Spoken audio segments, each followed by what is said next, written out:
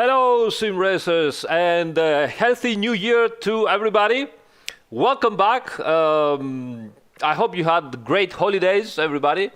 I have to apologize in advance. I know I told you I would be streaming during the holidays, but every time I was about to make the decision and go for streaming, I was either too drunk, too full of myself, giving up and making up lots of belly here, or simply extremely lazy. So sorry so much, guys. But anyway, I hope you guys had great holidays, and we're back to work, right?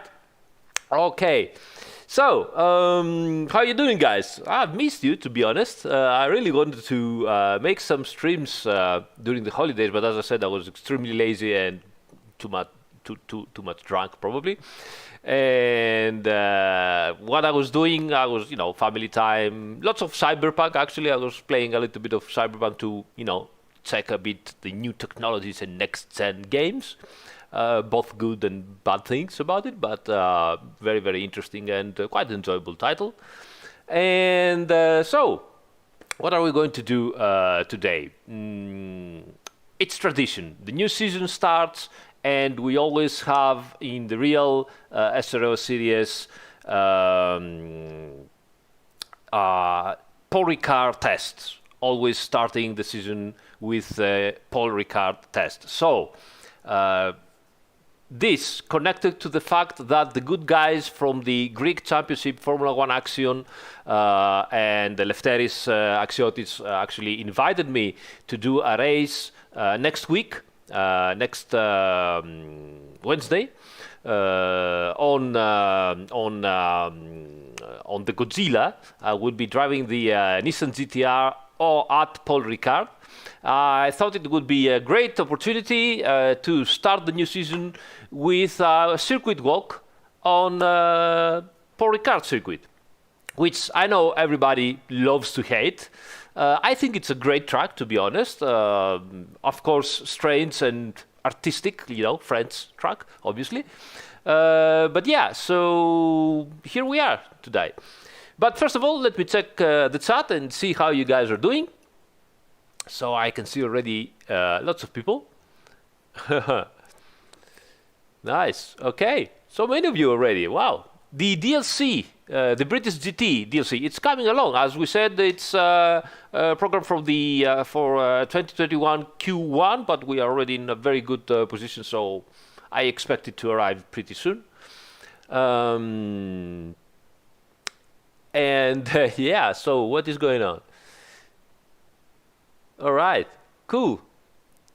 Cyberpunk. Well, it wasn't that bad. I started to play Cyberpunk at 1.06 patch version, and until now it crashed on me only once. So I've been lucky. Yeah, glitches here and there, but then again, so big of a game, and I was expecting some glitches. Hey, Lupo. Buon anno. Track limits are amazing at Paul Ricard, right? Well, actually, yes and no. There are some places in Paul Ricard that you can abuse them, and there are rules about how much and how you can abuse them. We will talk about that tonight, yeah. All right, so let's get into it. So let's go into the game. And here we are at our usual practice, midday, Paul Ricard selected, our trusty Nissan GTR Godzilla is selected, clear weather, and let's go in.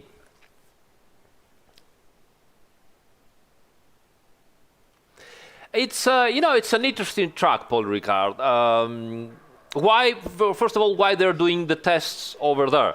Well, of course, it has something to do with SRO being, French, but also because it really is a track that has a little bit of everything.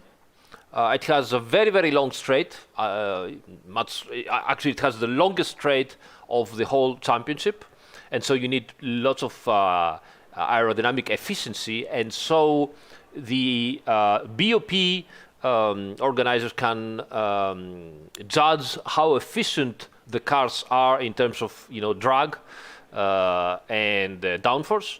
It has long, fast turns. It has hairpins. It has chicanes. It has pretty much everything. So, and not only that, but it also has very, very long escape and everything outside the track is still asphalt. And so it's also very safe for the teams to try different things, and also for new drivers, and as you know, in GT3 we also have gentleman drivers, to try the cars for the first time, for example, and learn how to judge the cars. So, ciao Stefano. Okay, so let's not waste any more time. Let's get into it. Try with the aggressive setup. We're going to do just an outlap, and then we will instantly start our circuit walk. All right, let's go. Green light, give it all you got. All right, V6 turbocharged, right. Listen to that.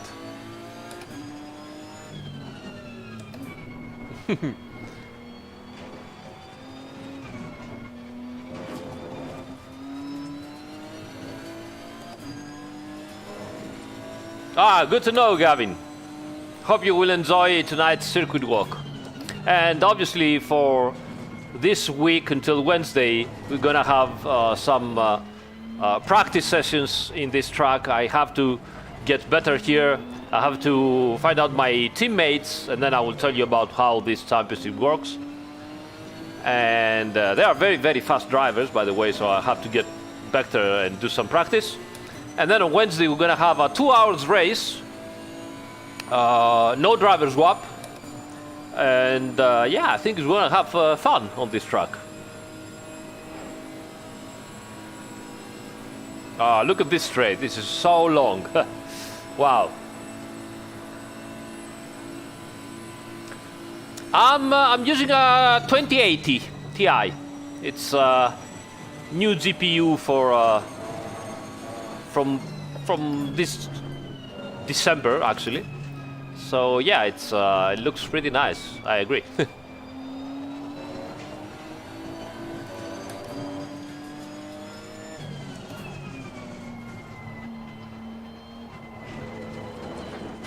Yep.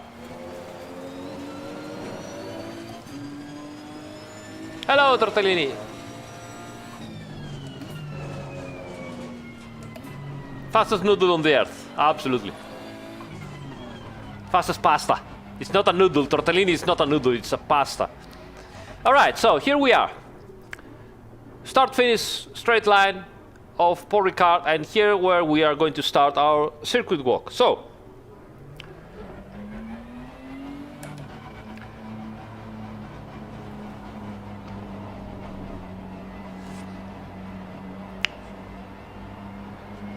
this start-finish straight line is not that long. I mean, in any other circuit it would have been pretty long, but here it's the second longest straight of the circuit, and it's still good long circuit. So the first thing that you need to stay careful is that, as you can see, normally you should go over the right side of the road for the proper racing line. But as you can see, we also have on the right side of the road the pit lane exit. All right. So drivers that have just done their pit stop, they will exit from here, and they don't have much room to go. So they will cross your racing line. So I do advise you to not go instantly over here, but stay a little bit in the middle, just to be safe, and also to help people that exiting the pit lane.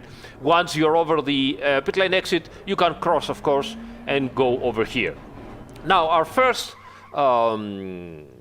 reference point for braking for this mid-speed left to right chicane is the start of this outside curb. Okay. Now this is the first reference point. So you start braking at the start of the of this curb. But as you get better and better and better, and you will see that it is important to understand how to enter and turn in the car for this first chicane, you will brake later and later and later, and you will start to brake at the end of this curb. So usually when I have some, I'm getting better with the car and the tires are fresh and whatever, I start braking at the end or even just a tiny bit later than the end of the chicane. And yes, you can brake that that late. Now, as you can see, the problem with the chicane is that the road is far from flat. It's really very strange road. So let's see what happens here actually, because it really is very particular. So as you can see, you are arriving in a downhill, slight downhill. It seems to be straight, but instead it is a slight downhill here, okay? And then it goes, just as you are finishing your braking zone, it goes uphill, okay? It goes a tiny bit uphill, and that helps you to make your braking zone even shorter. And then you have some camber that helps you to turn in, and you can see how the road is inclined towards the inside. But as soon as you arrive at the apex here, okay, and it is important to get as close to those sausages as possible. Don't overdo it. You're gonna, get a penalty, and you won't be able to get a valid lap. You are going to invalid your lap. So don't overdo it, but you need to cut as good as possible. As soon as you cut, the road goes the other way around. So at the exit of the first part of the chicane, you go off camber. And that will make your car slide very wide around here. And then for the next turn, you are on camber, but you do have to go up on this curb, which seems to be very low, but instead it is quite high. It is quite a high curb. It is a double curb here. This thing is strange.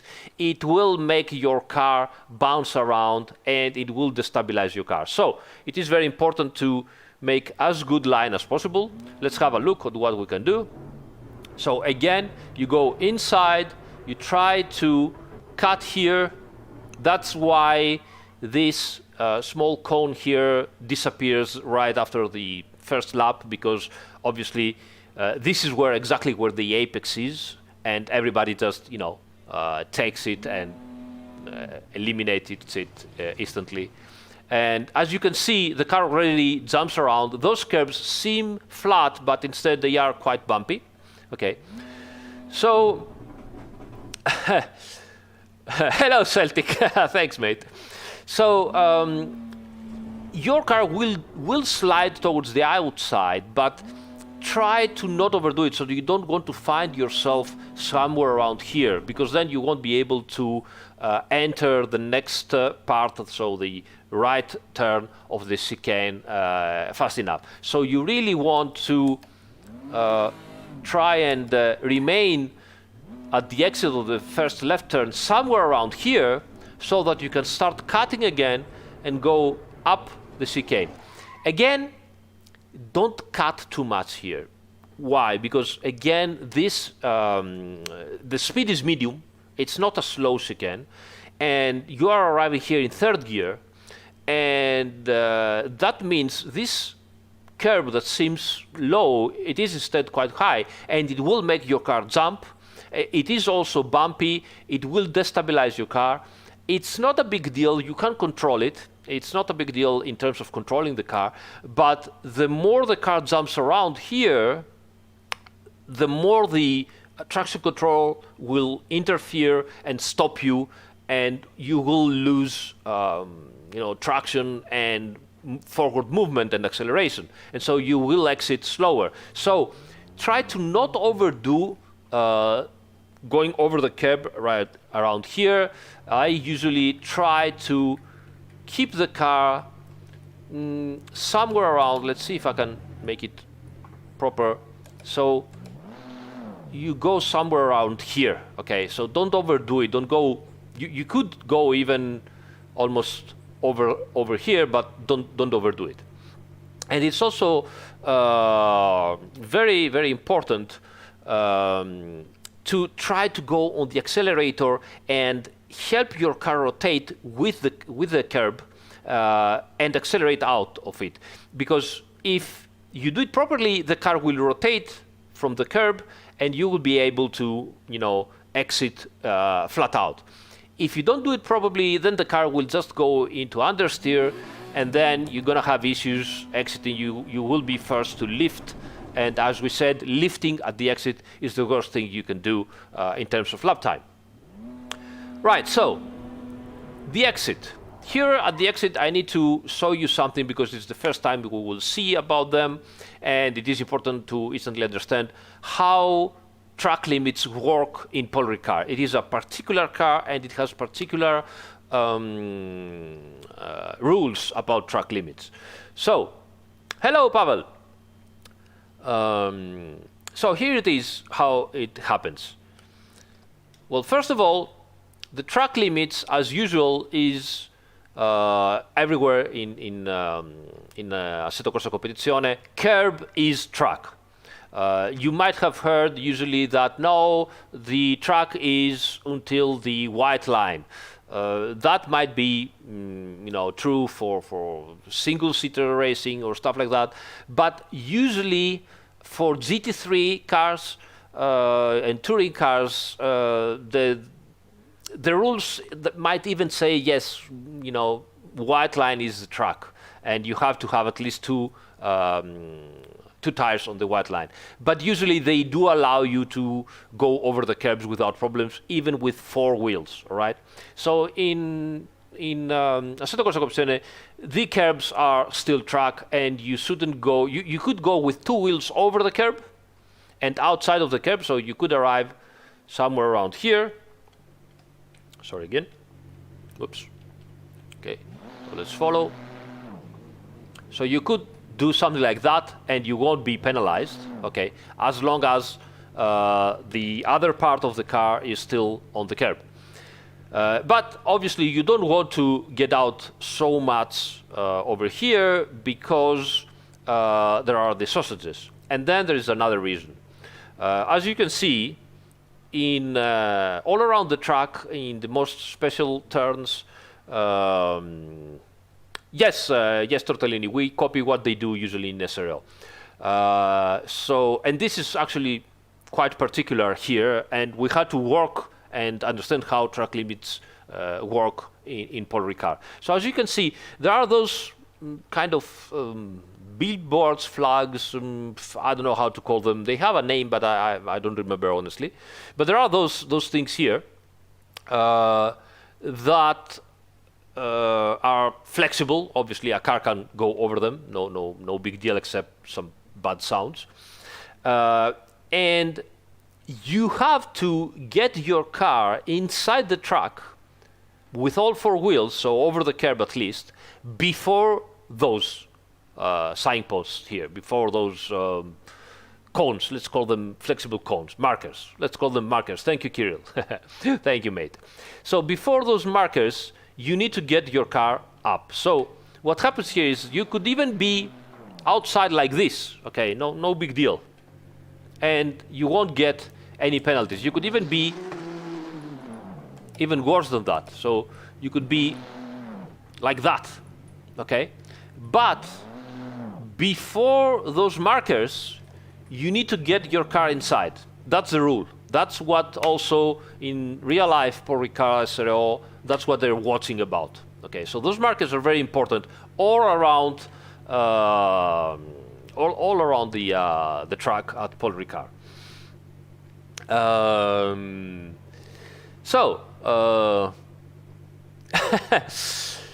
Okay, so this is important.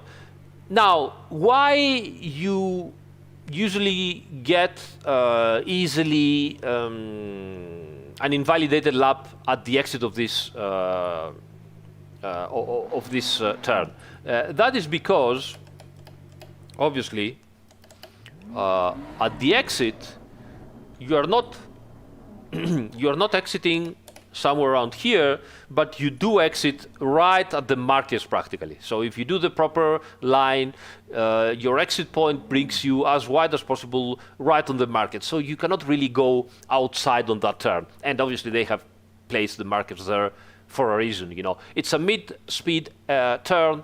You can, do things properly. So they just put the markers there to make you avoid going very wide. All right? Okay, so let's move on from here. As I said, as soon as possible acceleration from here. This bit, as you can see, goes up, goes down, and then goes up again, and then goes downhill again. Hey, Francesco. Yeah, it is a quite difficult, very, very technical track.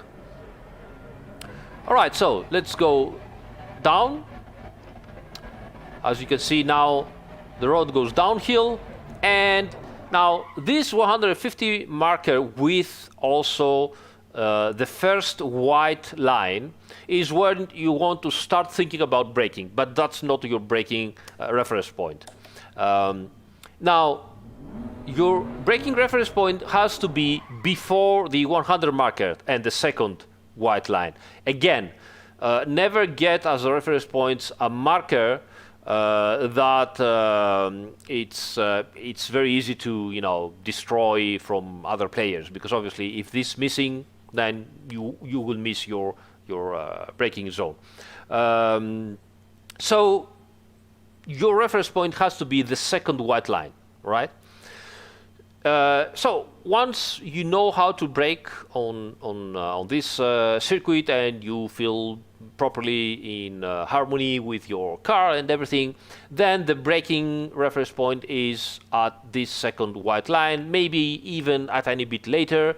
But obviously, the first time you're gonna approach this track, start braking before that. So I would start braking somewhere around here, and then slowly, start braking here, and maybe a little bit extra over here if I can do it.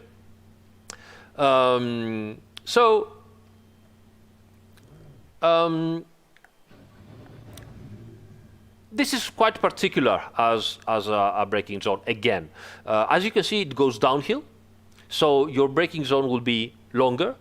Again, strange things happens with the camber. There's something that you need to understand into this turning.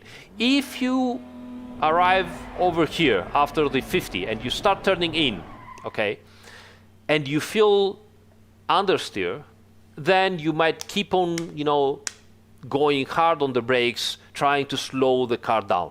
But the trick here is to release the brakes as soon as possible and bring as much speed as you can, because you can bring a lot of speed inside this turn, and start cutting, but not overdoing it with the steering wheel.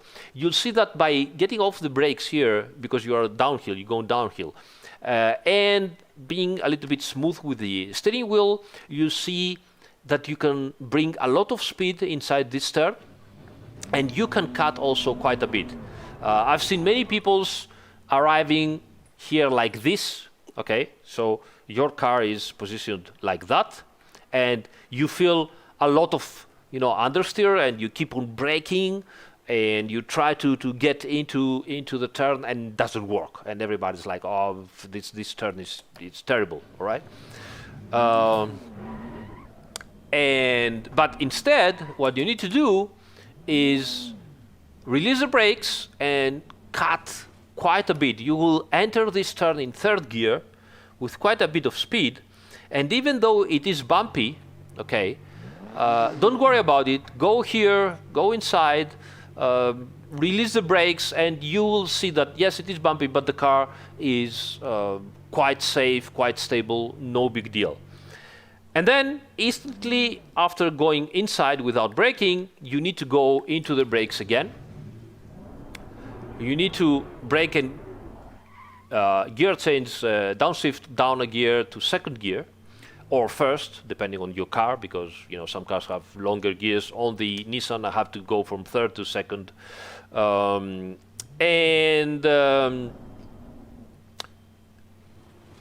now you need to go over this curve. You need to position your tires somewhere around here, practically.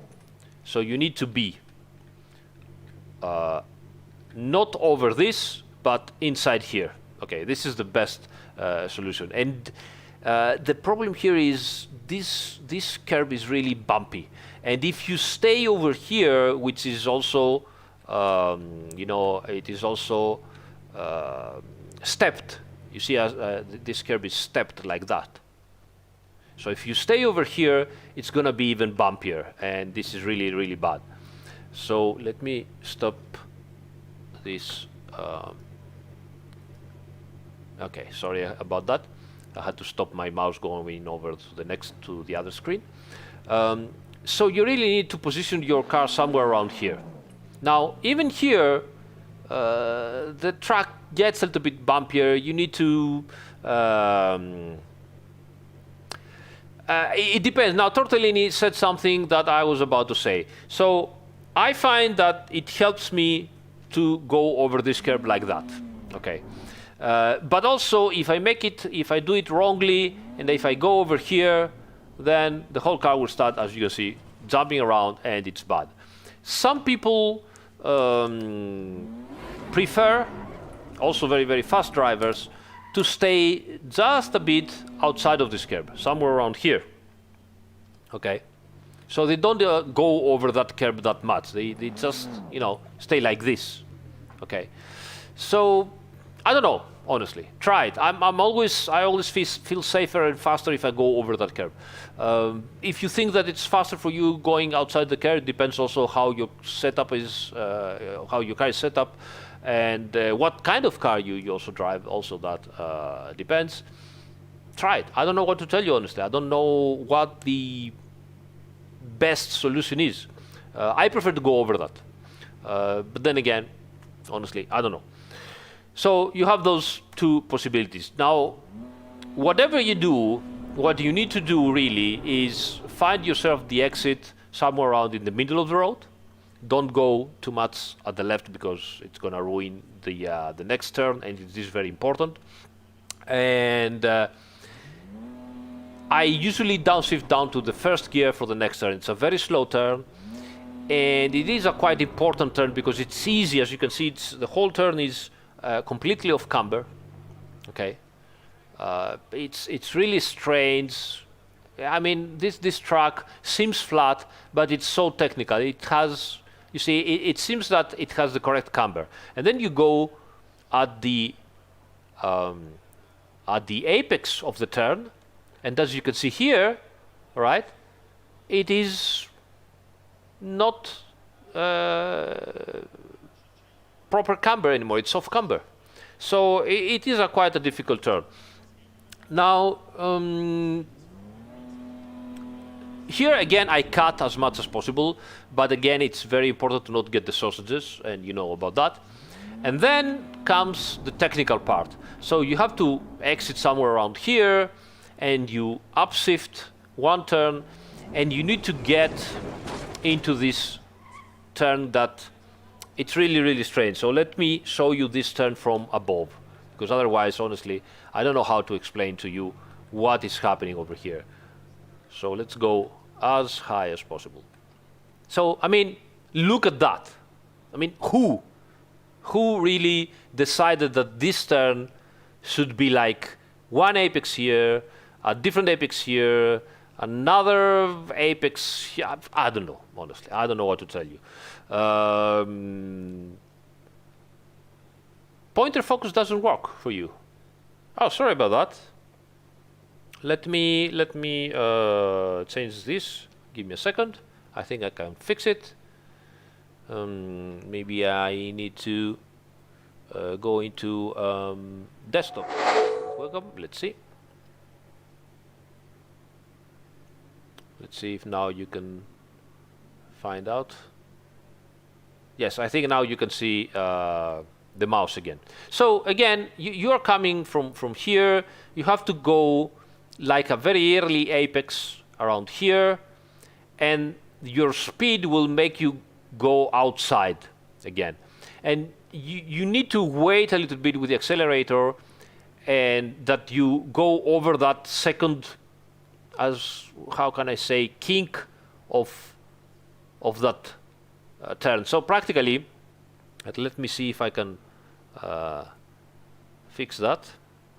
So let me see if I can get this. So practically, you need to arrive somewhere around here, okay? And then you start going outside, and you need to wait with your accelerator, and somewhere around on the second kink, you can start accelerating and rotating the car again. You will end up very wide somewhere around here, but you will have enough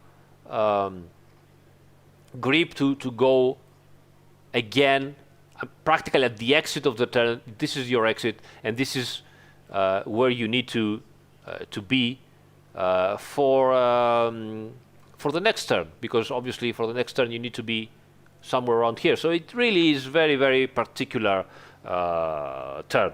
So let's go inside and see if we can understand how to do it. Okay, so practically you go inside in something like second gear. You need to raise your foot and wait, because you will end up wide. Okay, try not to end up very, very wide, because otherwise you won't be able to recover your line for the next turn, because the next turn is very important. It is also very important to not overdo it.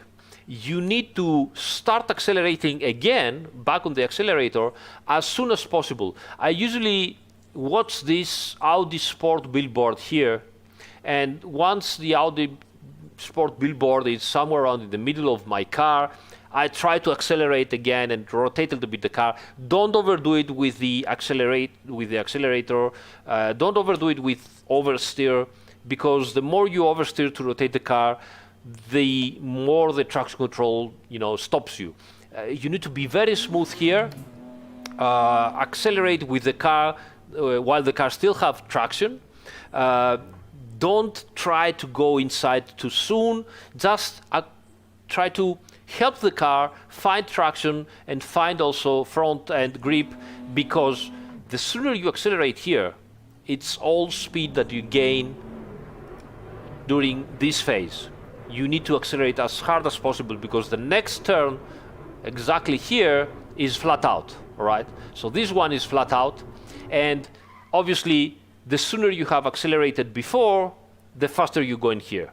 And why is that so important? Because as you know, with this flat out turn, we go directly on the very, very long straight of Paul Ricard.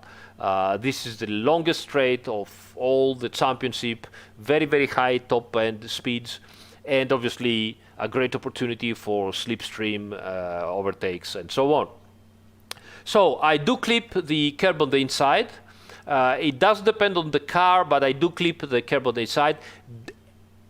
With some cars, especially with mid-engine cars, sometimes you will notice that if you tend to try to, bring the car inside, you get understeer, because you are flat out on the accelerator. You are accelerating as hard as possible, and you try to, give it as much, steering wheel as possible to keep the car in, and you end up very wide. So the trick here is that you don't need that much of steering wheel input. You need less steering wheel input, but it has to be at the correct point beforehand. So sometimes, let's see if, I hope I won't get disqualified. So if you end up like here and you start to go in, you will need lots of steering wheel. You need to have start your turning much sooner, and at that point you will arrive here like that. So it's all on the driving line you get before arriving at the apex of this turn. Now,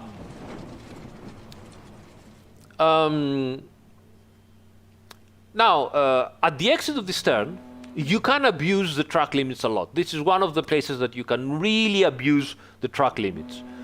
Here you can really go outside. Now, obviously, remember, if you go outside like this, you might lose too much time. But it is something useful if you're following a car in race, or if a car follows you, or maybe it's a wet track, whatever. So don't worry about that. You can go flat out and even go really, really wide like that. No big deal. Why? Because again, we have those pointer marks here. Okay, just make sure to go back into the track before those marks here. Okay, it's very, very important. So, as I said, again, once more, you can really abuse, you can go really, really wide over here. That is why there are also so many tire marks at the outside of this turn. But again, you need to be inside the track, okay, before those marks here, okay? Right, now, from here on, it's very simple, obviously.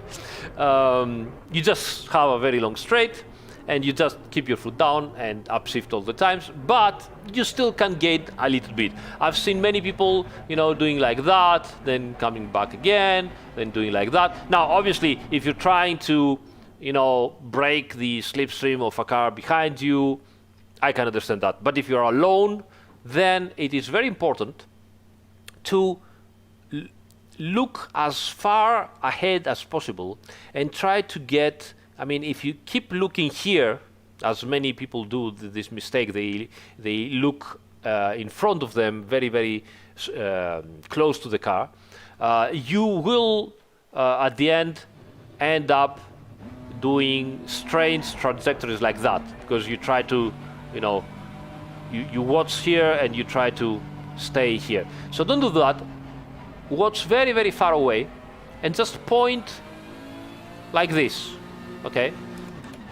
This will make you go to the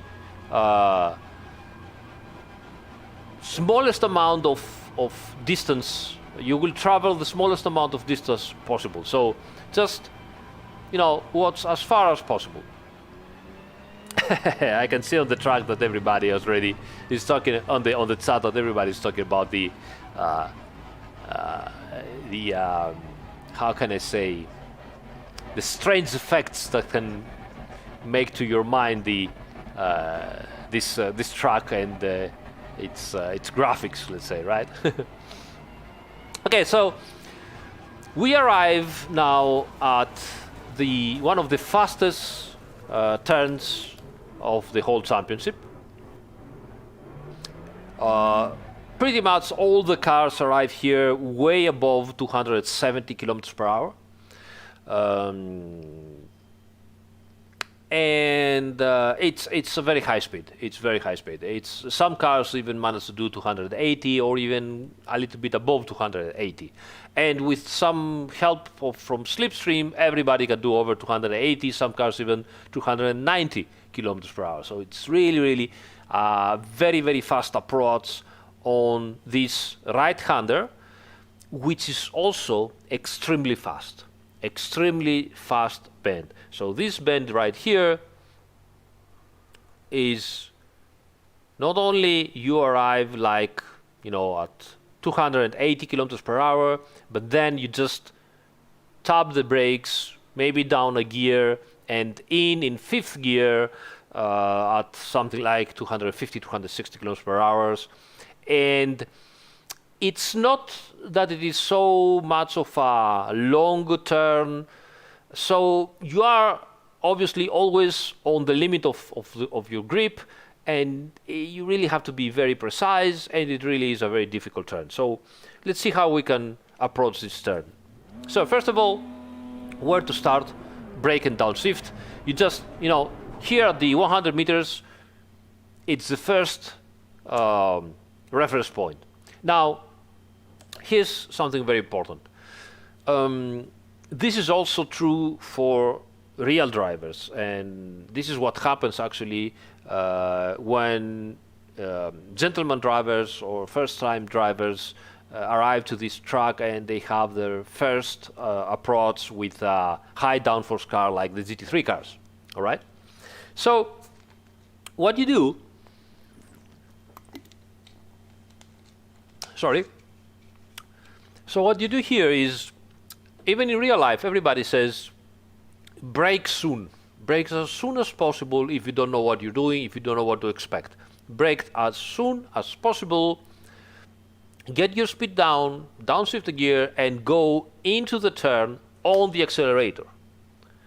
Go into the turn on the accelerator, and in particular in real life, they will tell drivers, go into the turn on the accelerator, and even if you feel that you are understeering or that you're losing, you obviously you're going to understeer, don't lift your foot from the accelerator. Just keep your foot on the accelerator, understeer, go wide, don't worry about it, do not lift your foot. Because if you lift your foot, I've even heard some people saying, some engineers saying to the gentleman drivers, you're going to die. Why they're telling this thing? Because this turn is extremely fast. We're talking about over 250 kilometers per hour. And those cars are extremely pitch sensitive.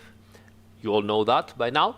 And if you lift, obviously you're gonna, start quite an oversteer situation from the car. Especially some cars are more, especially rear engine or mid-engine cars are more sensitive to that. And it's one thing to experience this behind the monitor, that you know that even if you crash, no big deal. It's another thing to experience high oversteer, yaw angles at 250, 260 kilometers per hour in real life, right? So when you experience something like this, usually people will do wrong things. And one of the bad things you could do is, sometimes even oversteer way too much to catch the drift, because oversteering too much to catch the drift will send you towards the wall at 240 kilometers per hour. And even though there's still a very big safe zone outside this turn, and it's all asphalt, it's still 240 kilometers per hour. So I've heard real life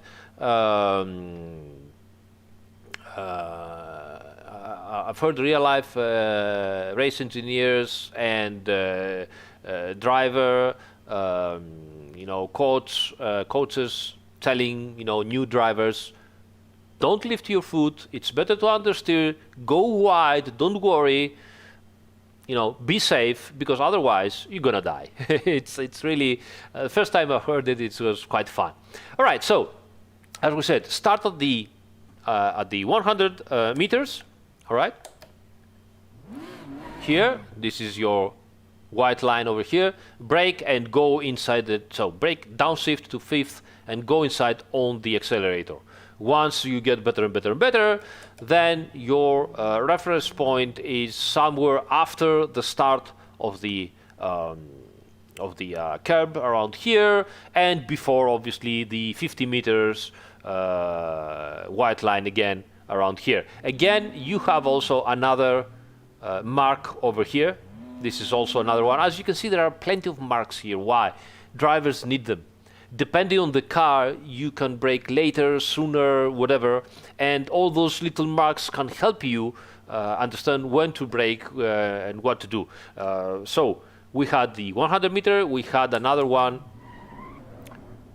here, you can see another one.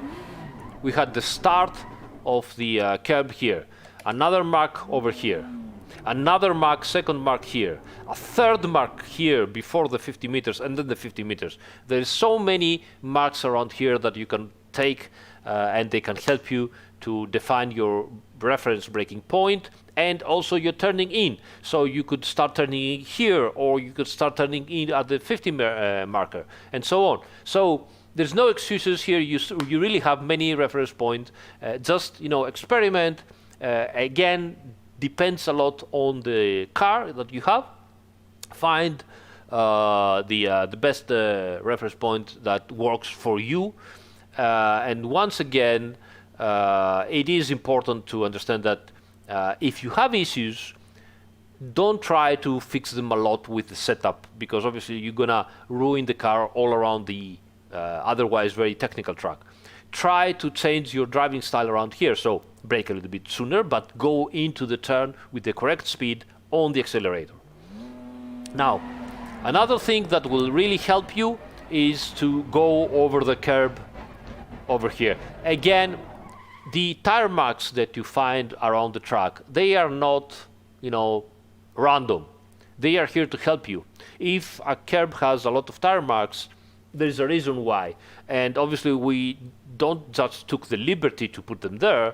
We put them there because we saw on real life that there are marks over there.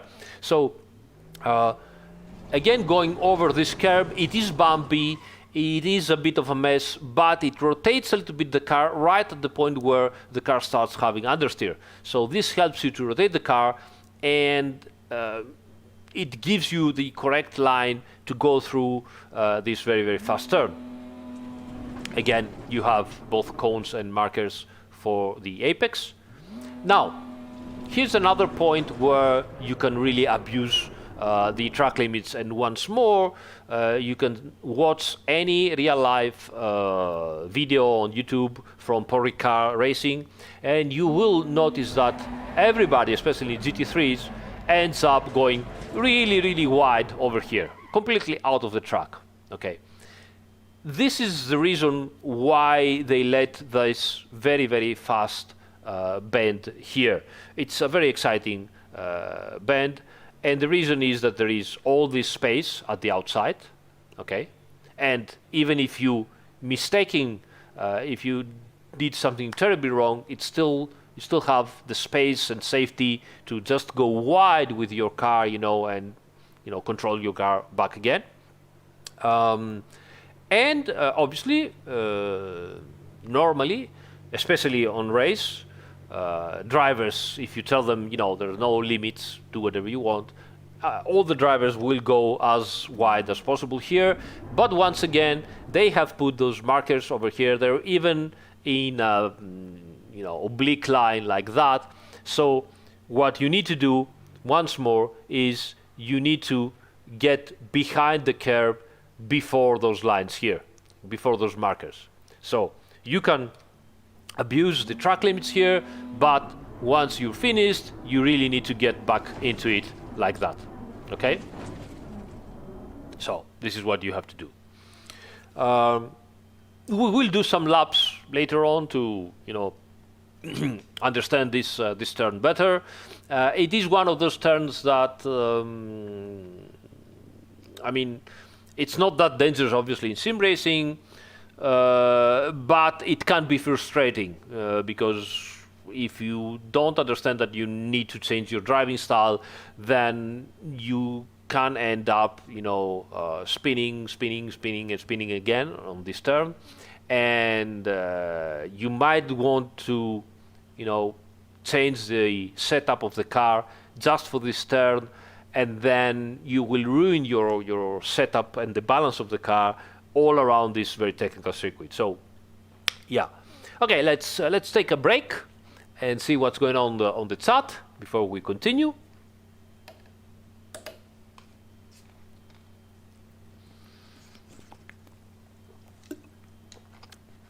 B-Man Sim Racing, yes, we do that. I will explain it after we finish the whole circuit walk. I will do a did you know? Okay, so if you have a little bit of patience, we will do this again.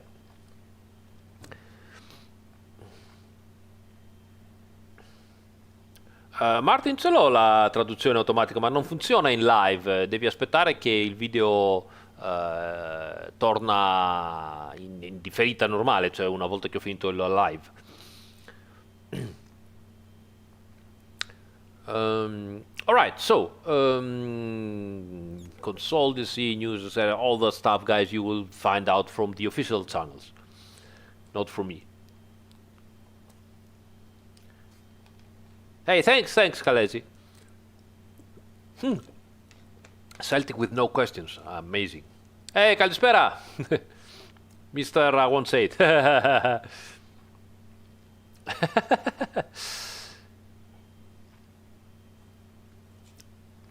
Yeah, I will talk about that later, Koselek.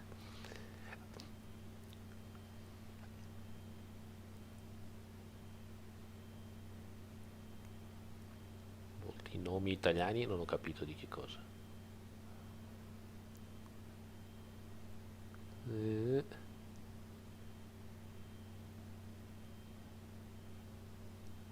Ah, vabbè, Gabriele con le solite domande degli italiani. Solo gli italiani vogliono la loro lingua. Vabbè. No, John, I won't. I won't. Uh,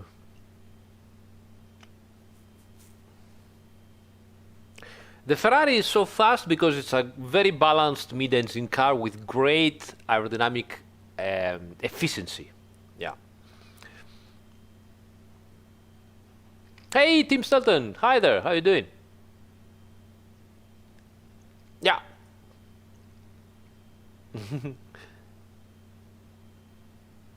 Yeah, box position didn't matter. The box position, I think it's by how you enter the server. I think so, Mikael. I'm not so sure, to be honest. I have to ask Kevin.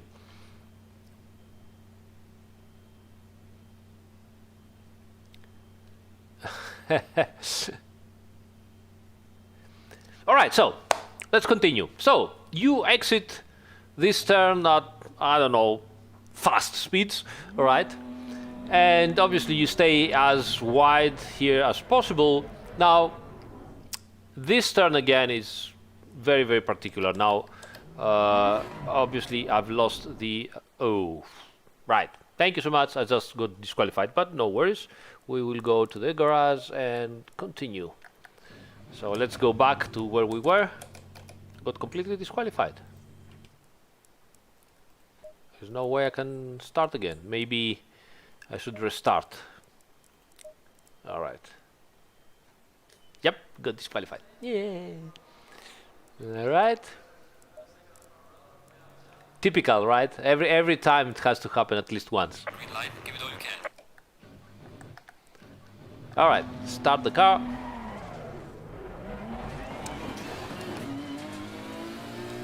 No, I don't think we will update the pit entry, honestly. Okay, so see how bumpy it is over there.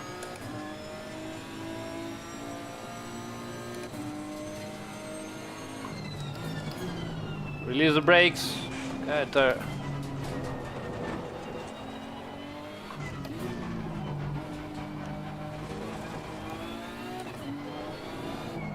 Whoa. So that was bad here. Don't do that. No dev hacks now. You see how I was watching the chat, I was starting to do this. This is extra meters, you know.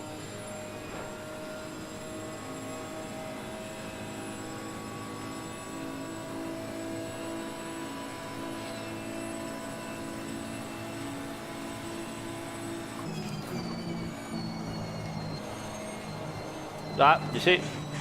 Cold tires and everything. Alright, so here we are. As I said before,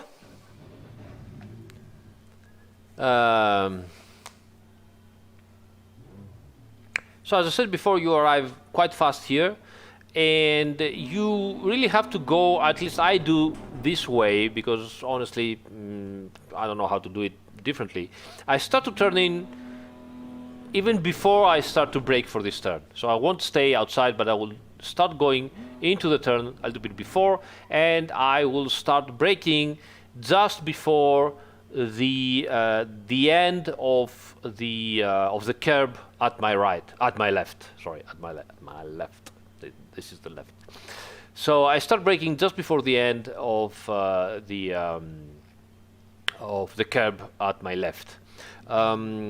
You need to downshift down to third gear with the Godzilla, and you need to trail brake as much as possible. This is a very, very hard turn. You need to trail brake, and by trail braking I mean tiny little bit of braking here is all you need.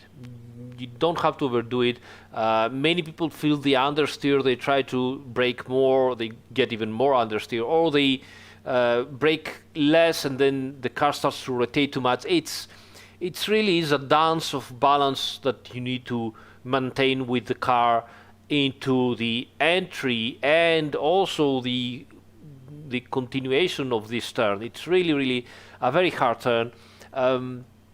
I cannot really give you any tricks or tips about this turn. The only thing I can tell you is, brake hard at the very first part and go inside the turn trying to get the curb here, and then just before going over the curb, start to modulate your braking and keep on braking. Don't release it. Keep on braking, but modulate this.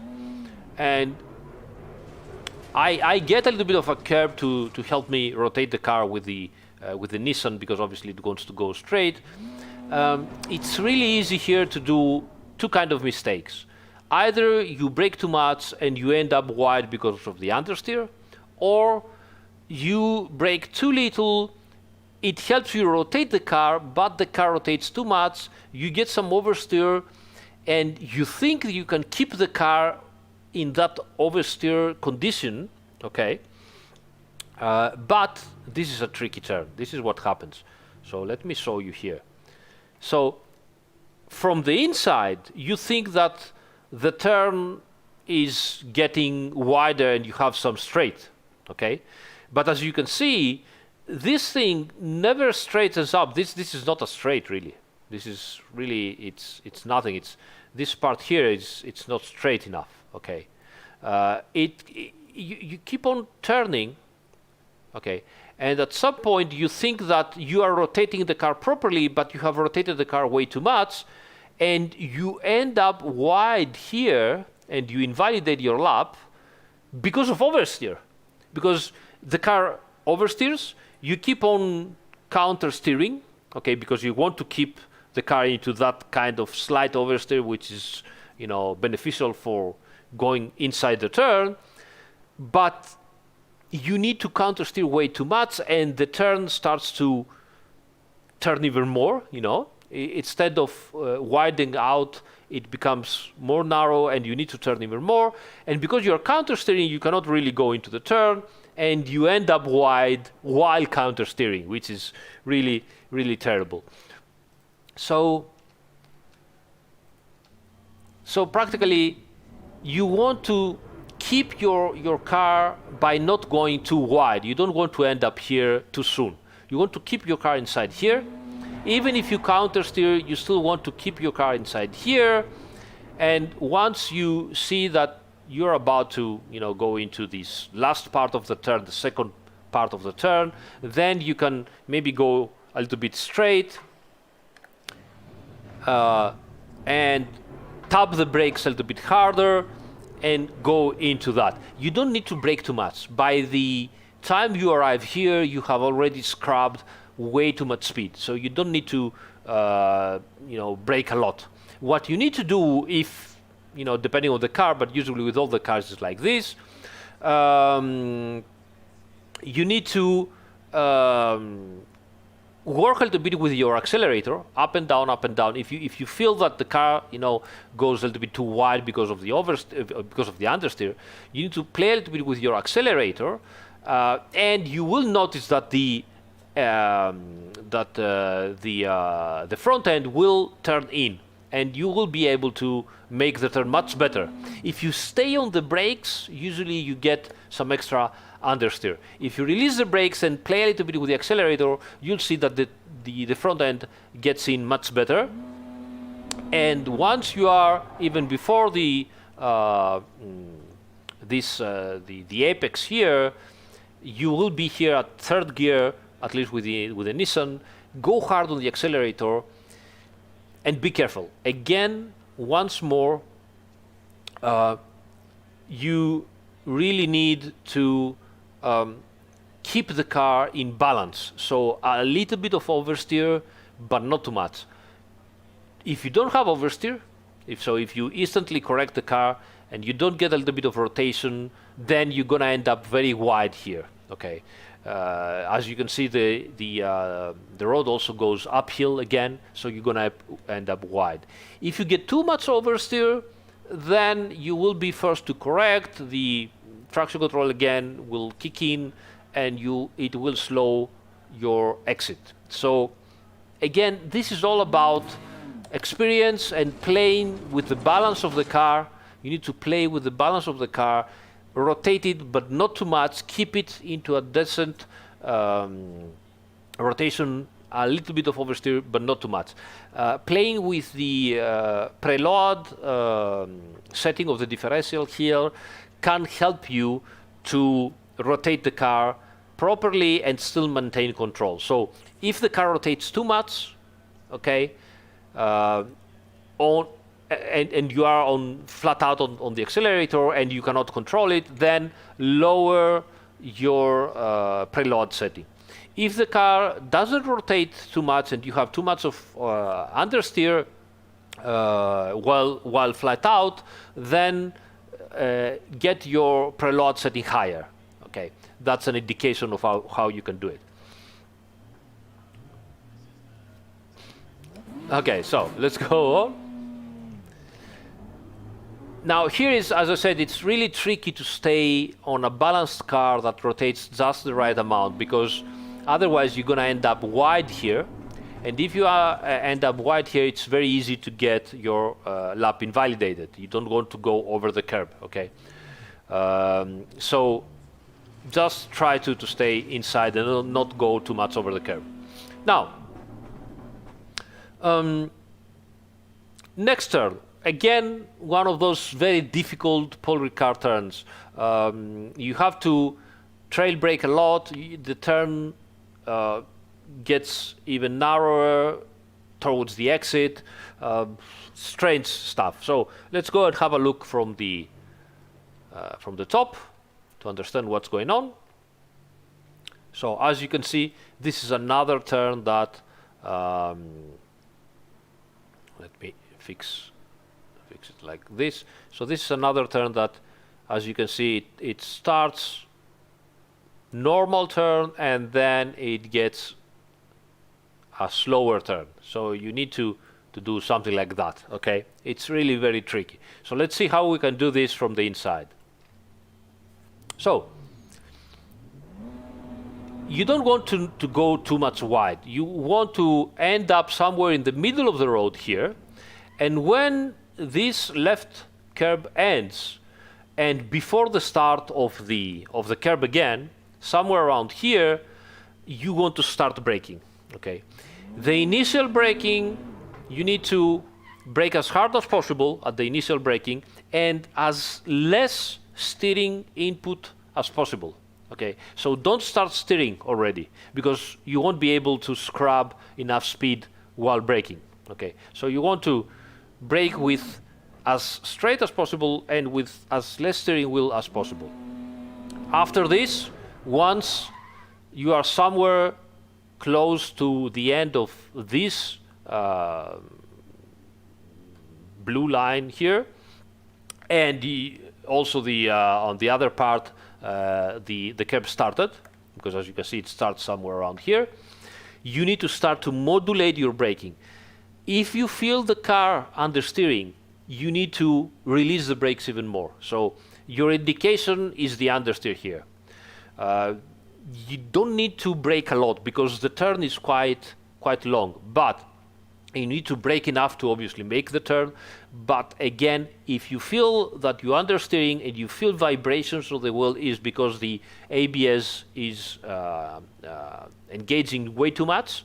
You can also hear the ABS engaging. So try to modulate your braking pressure as low as possible, so that the ABS does not kick in as much so that it makes the car understeer. So vibrations, ABS kicking in also in the audio, and understeer are your indications that you need to modulate your braking here. And you will notice that the more you modulate, the more the car rotates, right? So it's very, very important. So you will end up somewhere around here in second gear. Okay, now again, once more, sorry, let me show you. As you can see, there is a cone here, but most importantly, it's like the side limit of the road starts again. So once you are over this side road, this is where you need to go down like to second gear, start turning more and release the brakes as much as possible, or either completely release the brakes, because otherwise you won't be able to close the turn. This is the point where you really need to start closing the turn. Okay, now there is something that can help you at first, but then you have to change it. Okay, so let me show you a little trick that can help you, but it's not the correct line because it will unbalance your car a bit too much. So here's what's going on here. So if you start going into this turn, you could go inside over the curb, okay, right at this point. So as you can see, the curb here is completely smooth. And at this point, the curb goes up and becomes, it has steps. You can see that the curb goes up here, right? Now, what you want to achieve, possibly, is that you have a line that brings your front inner wheel over that curb right at the point where it steps up. Okay, this is an indication for you to understand how to close the turn. If your front goes up like this and you are somewhere around here, so you've managed to put the car inside here, this is a first good indication that you're doing it almost right. That helps you, but it's not the correct line. So be very careful on that. So this line here, placing your front left tire over the curb just when the curb goes up, is a good indication that you are doing it almost right, but it's not the correct line. The correct line is to be able to arrive here later, once you are more trained, okay, but not going over the curb. So you want to arrive here and start accelerating, rotating the car, but just touching the curb like this, okay? Why is that? Well, sometimes you cannot help it, you will go over the curb, no big deal, but you will notice that going over the curb does make the car jump a lot, and that unsettles the car a little bit. Again, it's no big deal, but it loses you some time. Instead, if you do it properly and you just be here like this, you can go very hard on the accelerator, rotate the car with the accelerator, and the car still remains stable. It doesn't bounce from the curb. Once again, as you can see, we have those markers here. So that's an indication that you cannot cut the turn, you cannot go over them at all, because once you go over them, you instantly get a penalty or an invalidation of your lap time. So you need to get over here. You can arrive wide on the curb, but just don't go over the curb. Now, once you have finally arrived over the curb, get off the curb as soon as possible. Why is that? Because you are sliding laterally, you are accelerating, so you're also spinning a little bit, and as you can see, this curb once more seems flat, but it is stepped. So it will make the traction control kick in.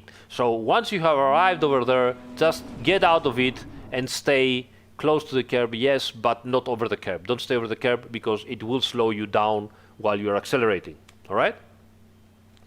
Okay, now,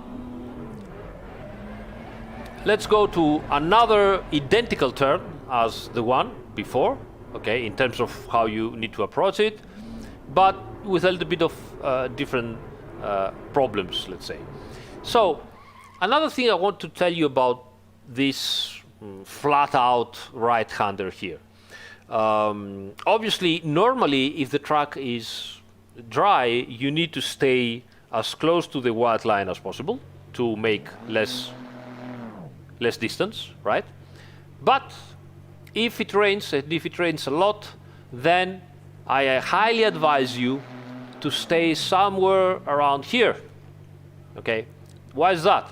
Because once this turn ends and there is some sort of straight line going from here to the next turn, somewhere around here at the end of this curve, we have a quite nasty puddle forming when it rains really hard. And what happens is that you get this puddle exactly at the braking zone. And usually if you are staying very, very to the right hand of the road, you get the water puddle with your right tires, while your left tires are still on wet but not on the puddle, because it is just happens into this place. And if you brake, even if you have your steering wheel straight, practically you will have no grip from one side of the road and grip from the other side of the road, and your car will instantly rotate and go into an instant spin, and you will be like, what the heck, what has happened, right? So you don't want to do that. When it rains, try to stay a little bit on the middle of the road, and that will save you. Okay, so as I said, normally on the dry track, you are somewhere around here, and you want to point your car on this very, very early apex on the start of the next turn. Okay, why is that? Because this will permit you, as soon as you go over, you see here, the curb ends here. The curb ends. This is your reference braking point. Okay, so you want to place your car in a straight line, like this. You want to go here, straight line almost. Okay, so straight line like that. And brake, obviously, in a straight line. So hard braking in a straight line like this, okay, just before, and as you can see again, the curb has many skid marks over it. You need to go over it, and just before going over the curb here, you start turning a little bit to the left and start modulating your braking force. Okay, once again, modulate. Some people prefer to go a little bit wider to the middle of the road. Okay, I prefer to stay a little bit inside. I think it helps me make the turn better, but it depends again on your car and your setup and your driving style. What you need to do once more is arrive somewhere around here. You will find markers again, and you want to start turning even more. Okay, you want to have finished your braking zone by now, and you can go over the accelerator. That will help you rotate the car, and it doesn't matter even if you go a little bit on the in oversteer here, because you will go over the curb like this, and again you can see tire markers over here. This will help rotate the car even more. No worries if you are going into a bit of oversteer, you can handle it. Just stay as much on the left side as possible. Okay, don't go to the middle of the road. Sometimes you end up there. It's also good for defending, sometimes if you're into the race. But if you want a fast lap, you want to arrive somewhere here, and once again you have markers on the side. I start braking just before this one. Okay, brake very, very hard, and you can brake straight going outside again, first or second gear depending on your car, and into probably the slowest turn of the circuit. Now this turn again is very important. You need to accelerate as soon as possible, because it is the last turn of the track, and then after that follows the straight line finish. At the end of the straight line finish, the start-finish straight line, we have another overtaking braking zone. So you need to have good exit speed from this turn. Again, it depends on the car. This curb over here is quite tall, as you can see. And not only tall, it is tall like this, but it's almost, like a smoothed out road, walk road like that. So going over that, you can do it, but the car bounces, it jumps. Some cars jump more than others, so you can do it with some cars. Some cars, you better, just go like this, just, touch it. It helps you rotate a little bit, exit as fast as you can. Once again, don't go outside here. It will invalidate your lap or you will get penalty. Again, the yellow lines here are very important. Just try to stay with your car over here. Don't overdo it. And this practically completes a lap at Paul Ricard.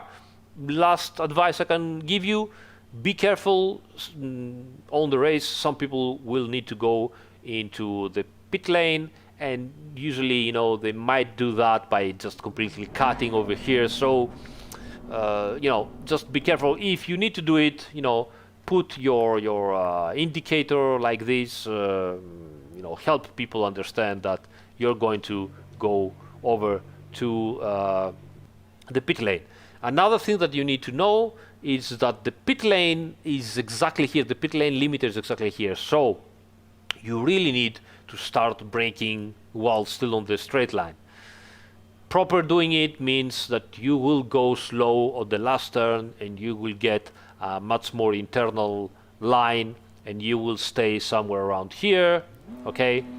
And that will help people understand that you're gonna go into the pit lane, and also you will be able to brake sooner and not give a heart attack to the guy behind you that follows you flat out at the exit of the last turn. So yeah, don't do that. Just stay a bit closer. You're gonna lose, I don't know, 1/10 of a second. Who cares? Just do it like that. All right. So that was a circuit walk at Paul Ricard, and let's have some fun, right? Let's take a break and try to do some laps. All right? I also want to show you did you know situation here at Paul Ricard. So, did you like the circuit walk? Was it interesting for you guys? Did you find things that you could use, or was it all, already new?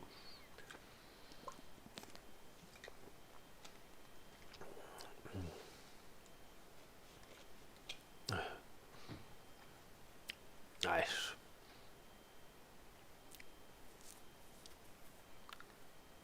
Time for questions from Celtic. Right.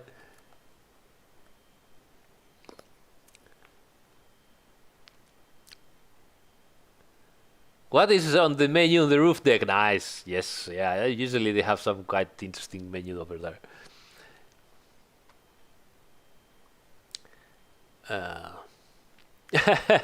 Thank you, guys. Thank you so much, guys. You're so kind.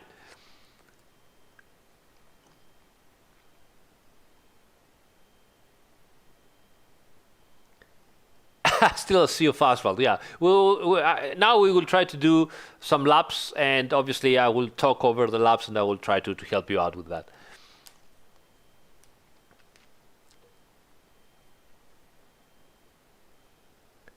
Oh, yes, I really wish we had manicures. It's also another track I like. It's a particular track I like. Nice, thanks, Kirby. Hey, Mike. Okay, so let's do something. Let's do something. So I will go over the fast turn at the end of Mistral straight, and I will spin out, and I want to show you something. Hopefully I can make it.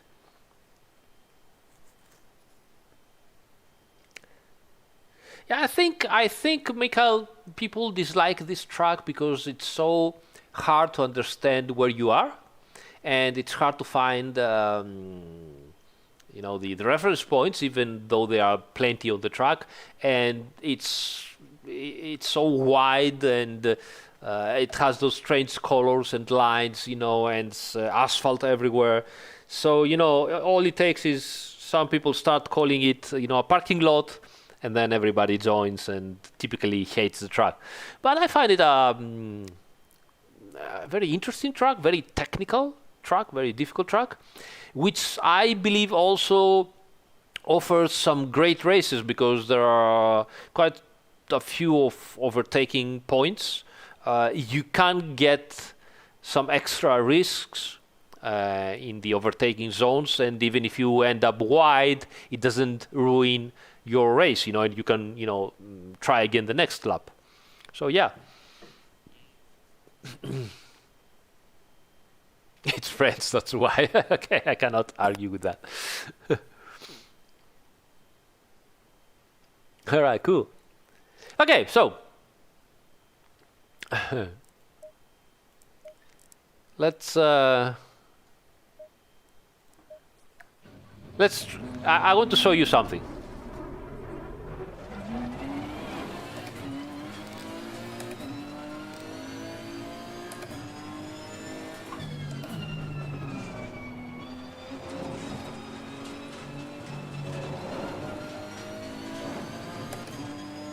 I want to spin and die.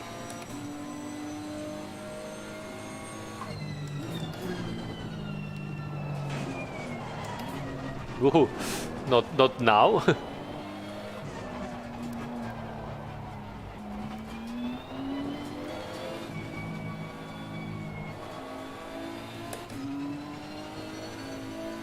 Cold tires.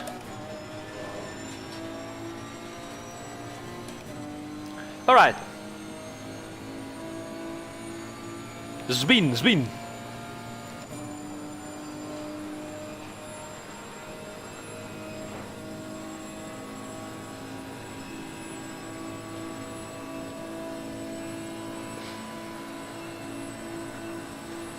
Okay, let's try this.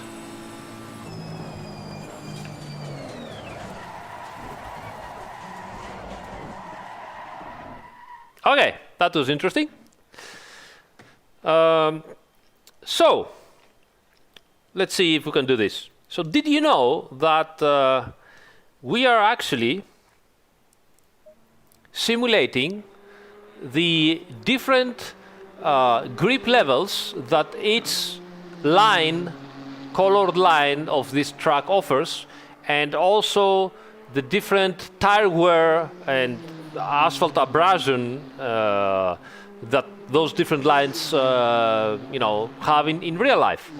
And I would like to show you this in real time if possible. So let me show you what I mean. So let's go here. As you see, I had to try to spin the car as hard as I could. And I want to show you that now, as you know, we are also simulating the tire flex in physics, and we also give then the values on the graphics, and the graphics simulate the tire flex. It's not exactly what it happens in the physics. We didn't manage in terms of graphics to showcase exactly what the tire does in the physics, but it's a good approximation. So let me show you here. Let's go really slow. Now, first of all, I have to tell you, so in this circuit, okay, the asphalt has obviously its own grip, okay. This line here, the first line that it is together with the curbs, has less grip than the asphalt. The following blue lines have more grip than the asphalt that it is between them. So asphalt grip, asphalt grip, more grip, and so on. And obviously they consume also the tire more. And the red lines have even more grip, but they also practically tear the tire out and they consume the tire a lot. So you have asphalt, the curbs and blue line of the curbs, less grip, then asphalt again, more grip, asphalt grip, more grip, asphalt, more grip, blue line, asphalt, red line, much higher grip, asphalt, red line, and so on. All this in a way to try to stop the car before going to hit, or at least slow down the car before going to hit the barriers. Now you might ask, okay, why they did it like that? I don't know the exact reason. I suspect it's both for not having some cars rolling over, because it might happen with cars with higher center of gravity, not destroy completely the cars, or even though because maybe this kind of asphalt it costs way too much. So I don't know exactly, but this is what happens, and let me show you how this is simulated in Assetto Corsa Competizione, because every single part of the track is actually has a different it's separated, has a different grip, and also different tire wear. Well, I cannot show you the tire wear exactly, but I hope that I will be able to show you the different grip from how the tire flexes when it moves from the asphalt to the blue lines to the red lines. So let me see if I can show you this.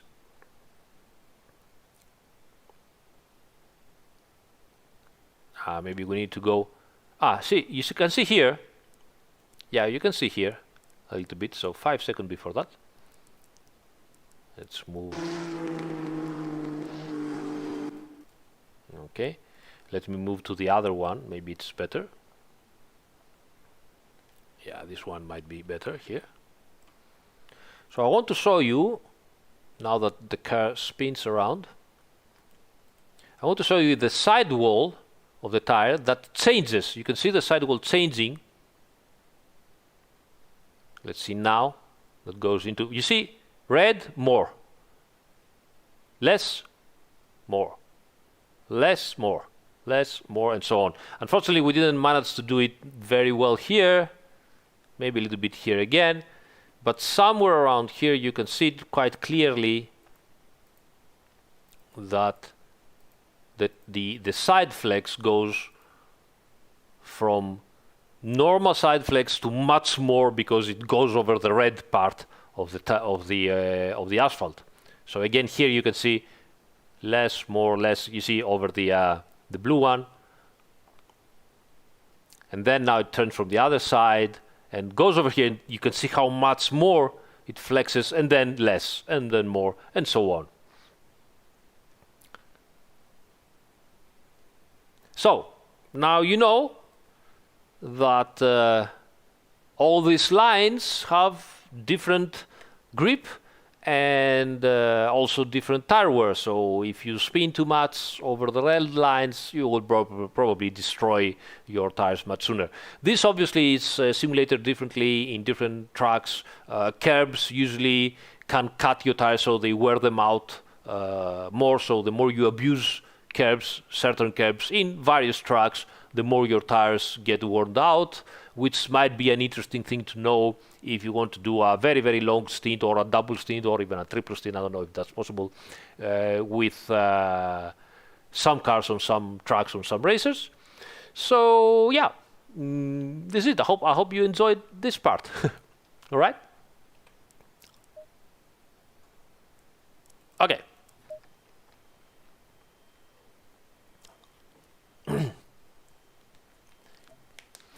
Okay, so let me do some laps. I will do some laps here at this high temperature, as usual, 30, 38. I will start with the aggressive and 62 liters, usual stuff. And I want to see if I can, work a little bit around it and try to go down to 56 low, or maybe 55. And then, work from there during the week and see if I can do something better than that. And obviously, train. All right, so let's do it. Let's.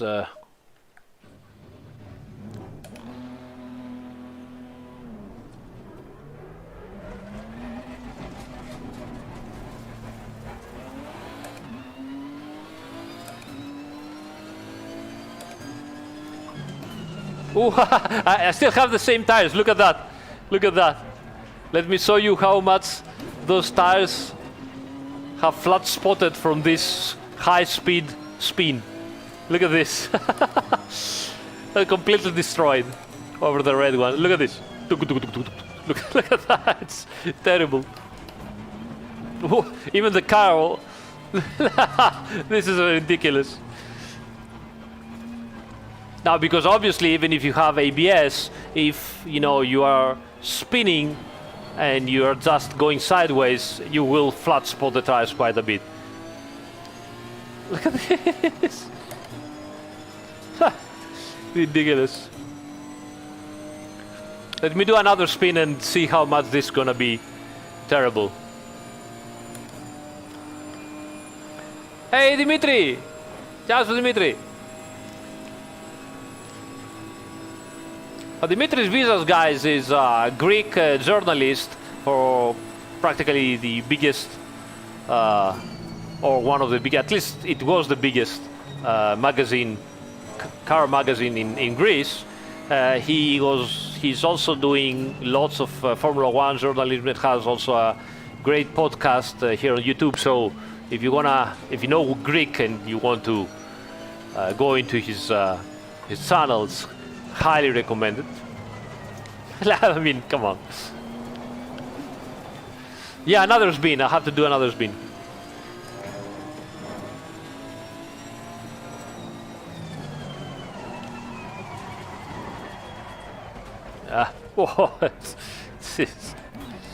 Let's make the tire explode. Look at this. Ridiculous. Now you understand why in real life the Ferrari of Vettel, I don't remember which year, a couple of years ago, and which track, I don't remember the race, but I do remember that he actually flat spotted his tires, and then the whole suspension broke up, because, I mean, you can understand that if you have 1,000, 2,000 kilos of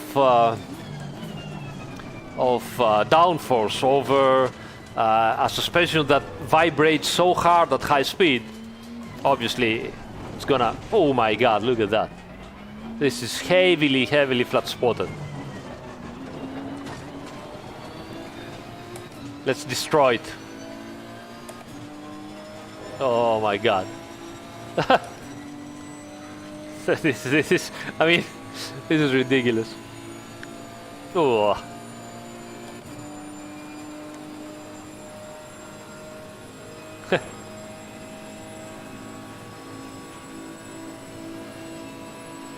Bahrain 2019. Thanks, Kostas. Nice. Okay, let's do it. Boom! Both of them. Did you hear that? Wow.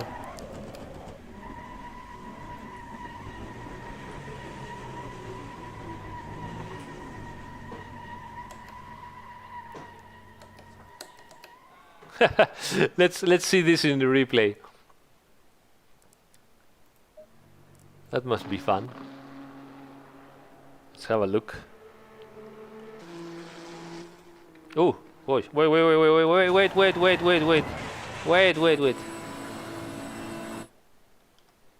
Jesus, how fast was this?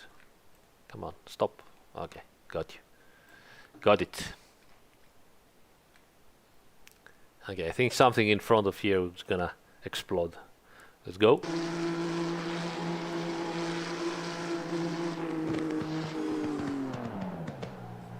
Poof! Oh! Yeah, this is it. Look at that. Down, completely down. Both front tires. Terrible.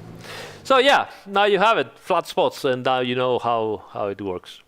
You've got a puncture on the left front. Yes, thank you, Gergo. I know I have a puncture on the left front, also on the left right, if you have noticed. I don't know.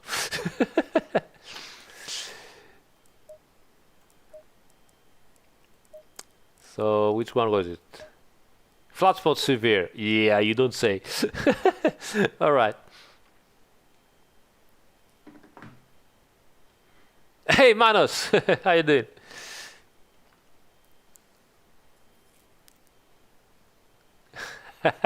Fabio. Stiamo facendo flat spotting, Fabio. Okay, so new everything. Let's go and do some laps. Now things getting serious.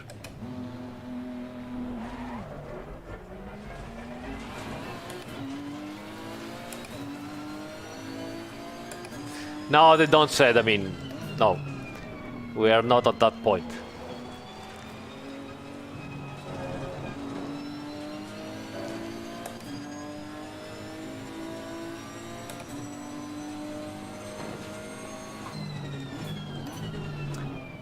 All right, let's put some pressures on those tires.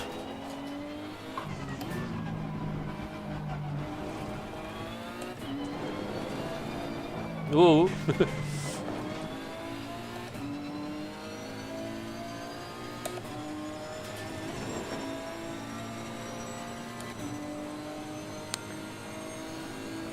Tires go boom.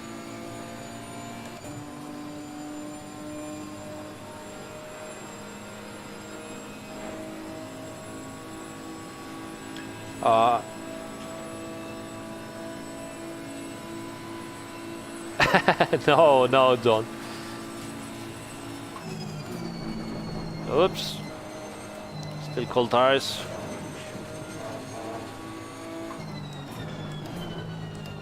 You see? Very, very small amount of braking.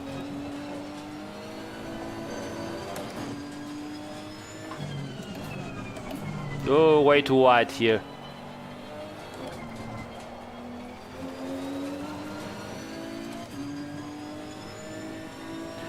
The easiest, best handling car, probably the Aston. The Godzilla is also good. Bentley also very good. The mid-engine cars, probably the Ferrari.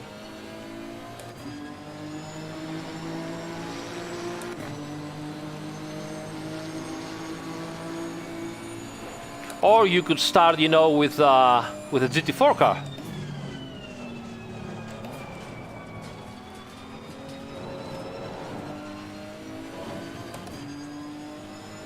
Mercedes is a little bit trickier car. Very fast, but trickier.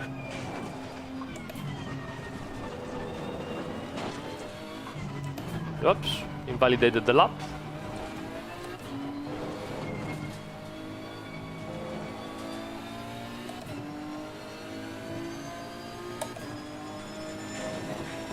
See, it's all about the line here.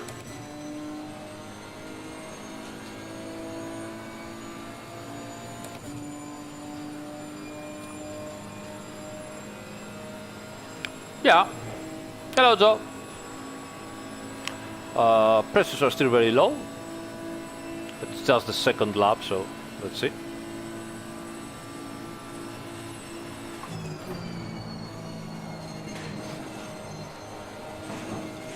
Yeah, go inside before that. You see? The oversteer that gets you wide.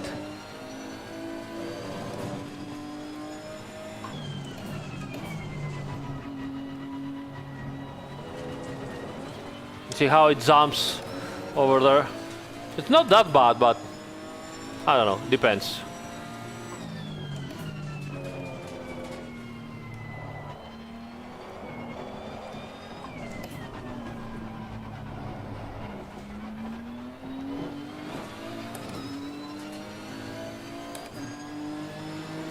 Yeah, I'm gonna try to do a setup here now.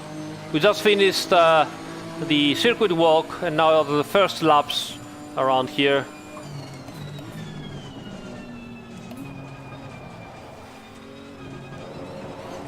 Oh, you see how it jumps around if you overdo it over that curb. Pressures are still very low.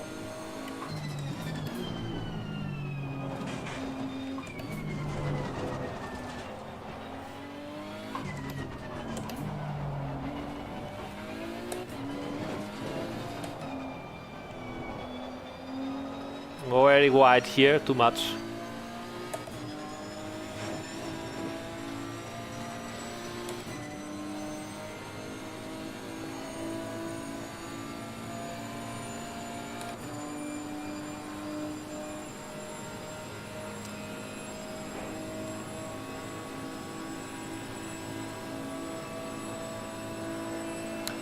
$276, 7, almost 8, maybe. Whoa, my God.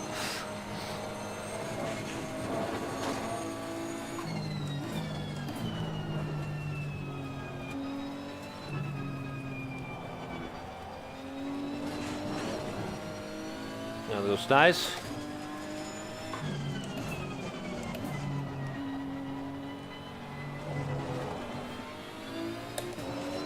A little bit too slow over there.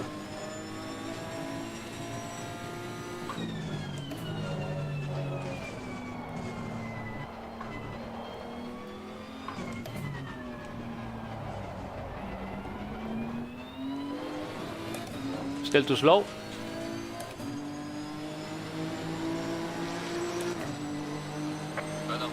The pressures are low too.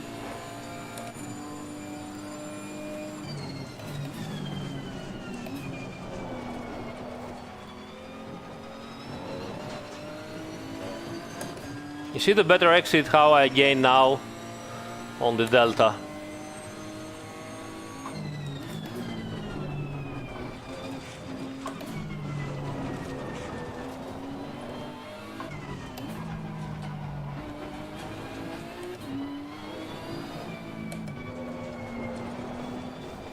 Too much oversteer.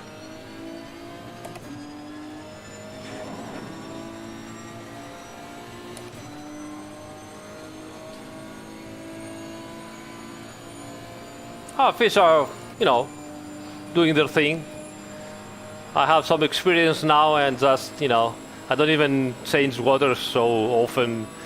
I have a kind of regime that I only have to change water once every 2 or 3 months, so doing great.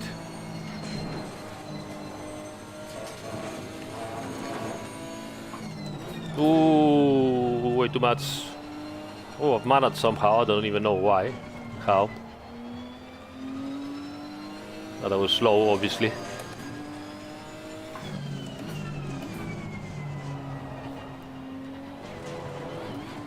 Nah.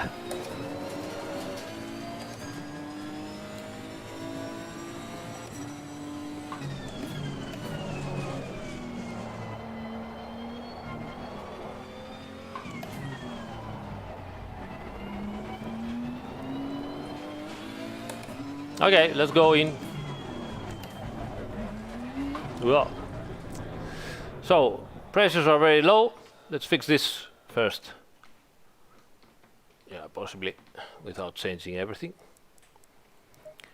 Okay. Very low pressures.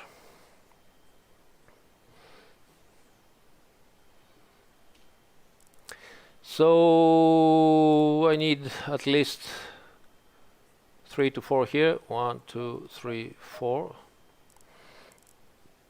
And at least 7 here. 1, 6, 7. Ooh, at least 1 psi more here. What was it? 0.5? I don't remember.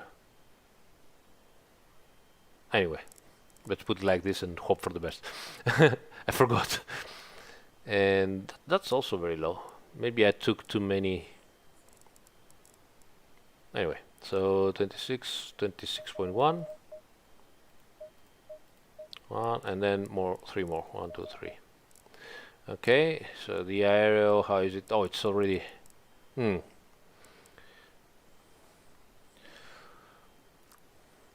Well, it depends how they're made. Usually they're made at very hot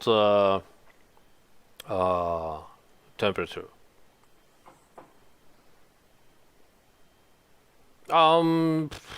Rule of thumb, Michael Medina says rule of thumb to follow when adjusting pressure versus ambient temp. I would say every 10 degrees 0.3, 0.4 psi, more or less. It depends on many other things, but it's an indication.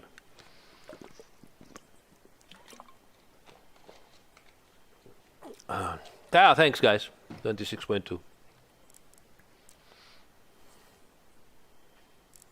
That's interesting, the RDG. I'll tell the guys. Maybe we can do it. Let me put this on 3 and this on 2. Let's see if we can gain something on the straights. Dampers will need some work here. Maybe here we can do something too. Okay, one thing at a time. So right now we are pressures. I will probably need a little bit less pressure now. So let me go down by 1. Here it was 6.2 you said, guys, so let me go down by 1 like this and 1, because I'm going down by 1 everywhere because I've closed the brake ducts a little bit, so maybe this will make the pressures hotter.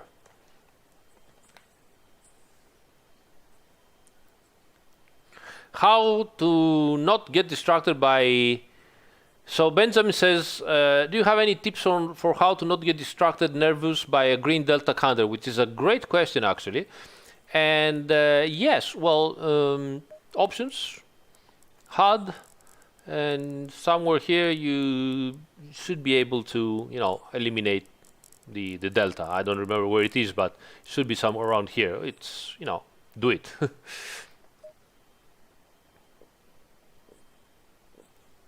And if you need it, I remind you that you can put on your steering wheel buttons, and you can change afterwards. Whoops, again, sorry about that.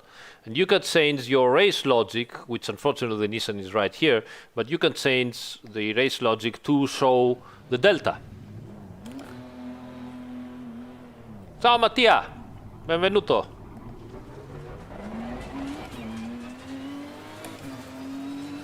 Thomas, we have talked about this so many times. You just have to be a better driver with your steering inputs and everything to get the feedback you need from ACC. AC leaves way too wide range of movements, which is the data we had back then, but it's not realistic anymore.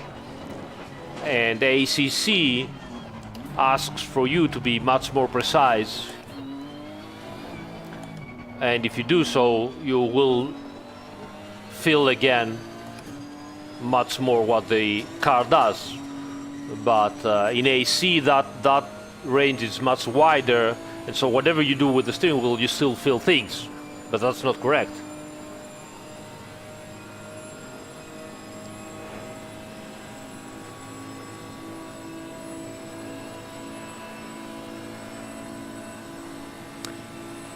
Cold tires again. Ooh, 278 already.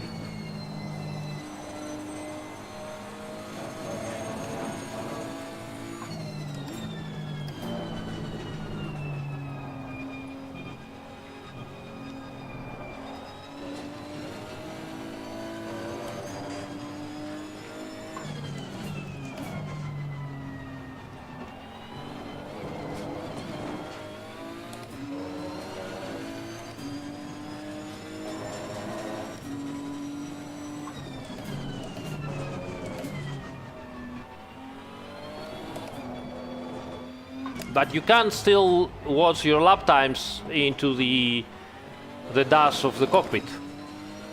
So there are pages that will show you the lap times.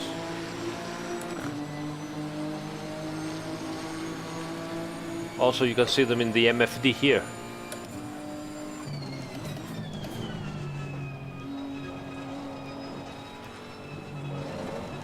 Ooh, understeer. But that was probably the line.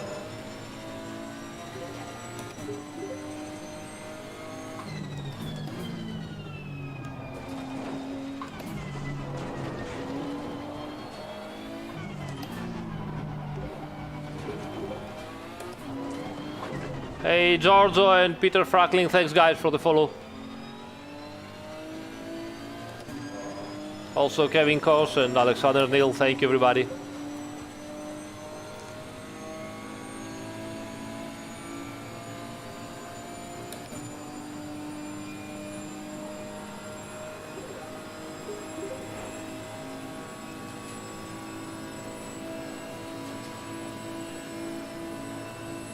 I don't think you can.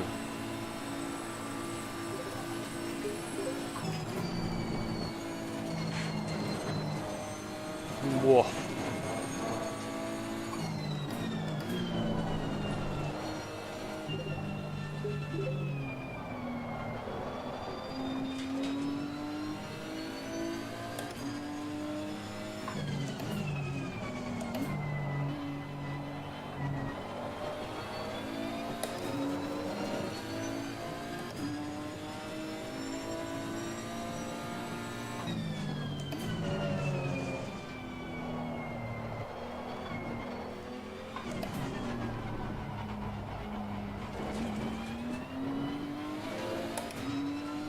I'm already faster.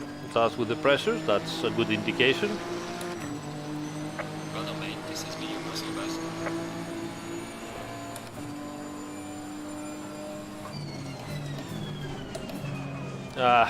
Not a good line here.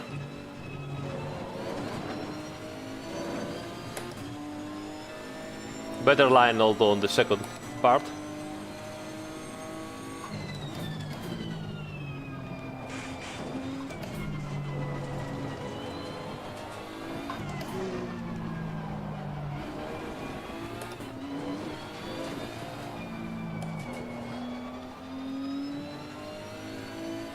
Better here.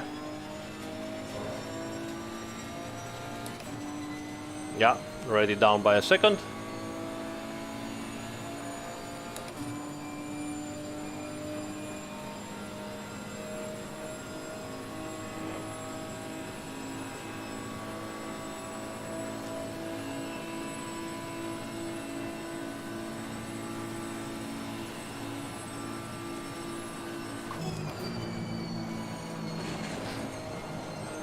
I still have some understeer here.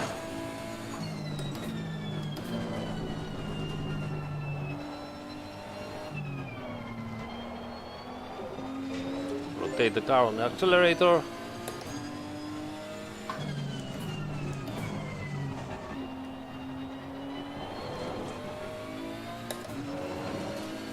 Hey Boggy, thank you so much, mate. Wow, thanks, mate.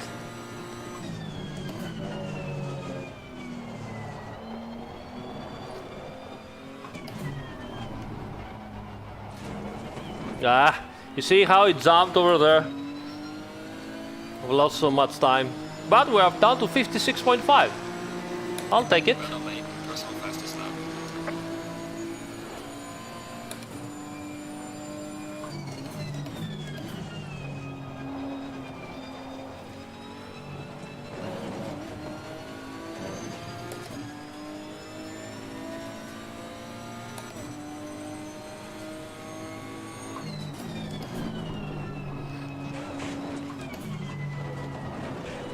Slipstreams, no, they're not identical from car to car. Depends on the car and on the car that's in front of you. So it's really very dynamic, very different. I went too wide here, lost some time.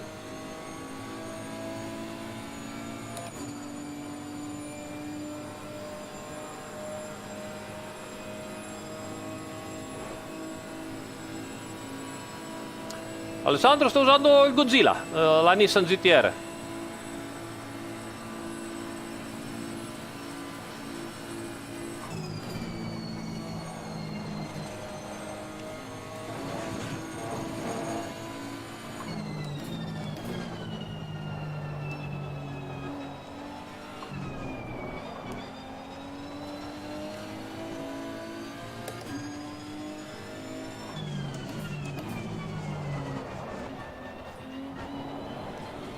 But just lost it a little bit at the entry, but I didn't lose too much time at least.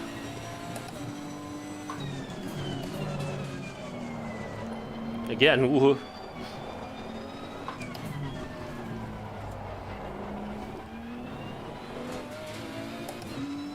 That was better.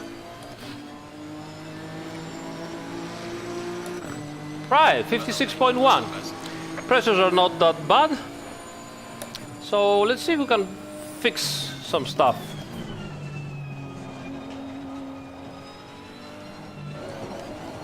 Have a tiny bit of understeer sometimes, so let's see if we can do something about it. All right. So, pressures were pretty good. Yeah, not bad at all. Temperatures are not bad again.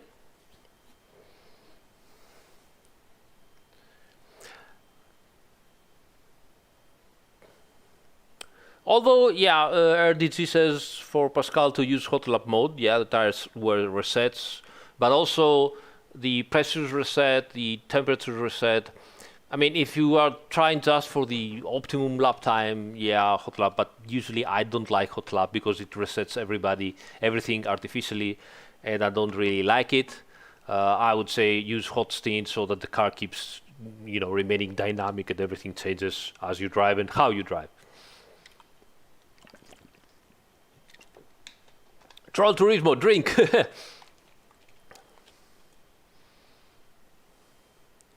Now, Levy 6859, he does a very interesting question. He says, would I consider this as a high or low downforce track?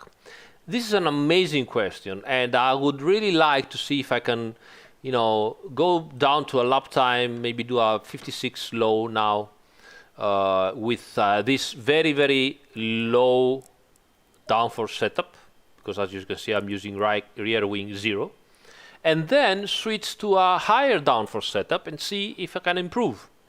Now, obviously, that very long straight, very, very long straight, forces you to choose a very low downforce setup, or at least a lowish downforce setup, because otherwise, in that straight line, everybody in a race will overtake you. But is this the best setup for lap times? And maybe we could use a race setup here for the race, which could be very low downforce like this. But maybe for qualifying, we could find a different compromise, lose not much speed on the straight and acceleration, but be much faster in the turns. So generally, to answer your question, it is a low downforce track. Why? Because you have to do the compromise for the race. There's no other way. That straight is so long. I mean, look at this thing. It's so long, this thing. You cannot do anything else. Otherwise, everybody, you be a mobile chicane if you use a high downforce. But the rest of the circuit, it's very technical with very high or mid speed turns, which obviously you would be much faster with more downforce. So yes, you have to compromise. Yes, you have to use a low downforce setup, at least for the race. But there is speed to be found with a higher downforce setup, and maybe we can try this in a minute. All right, so that was a good first laps. So let's go back to tire set 3 again, use this again, and see if we can improve with our driving style. So, considering this track has a bit of curbs, strange curbs.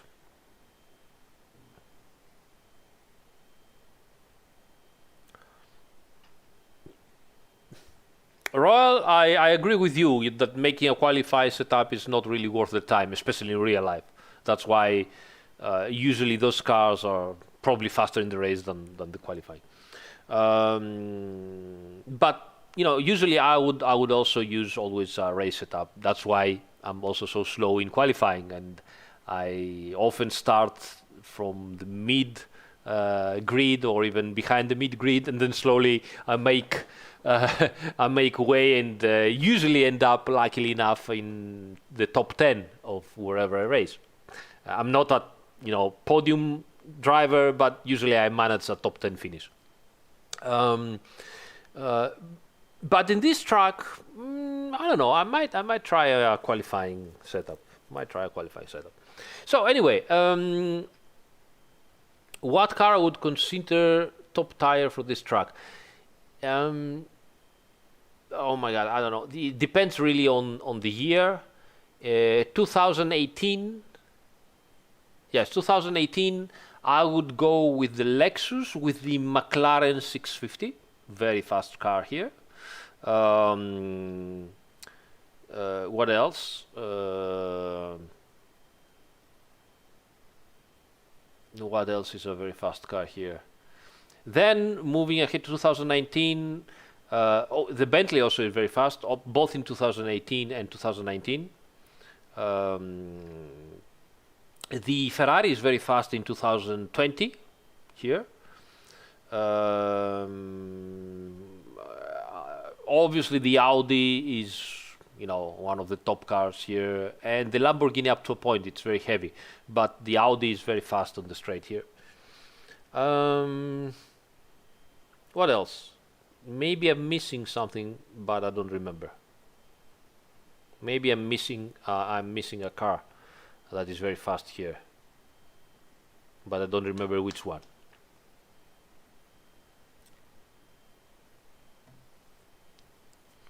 Yes, Arthur, if you are going over curbs or bumps and your tire pressures are low, you are losing tire pressure, because the tire moves instantly, and because of the high forces over the curbs and so on, the sidewalls just let a tiny bit of air pressure go out.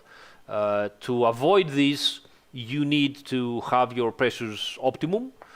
Because if you do that, the sidewalls can manage to keep the tire always in contact with the rim. But at some very, very hard curbs, or very, when you're going from outside of the asphalt and you go into the asphalt and you get the bump of the asphalt very parallel, then even at optimum pressures, if you overdo it, you might lose a tiny bit of pressure. Yes, this is actually one of the features of Assetto Corsa Competizione.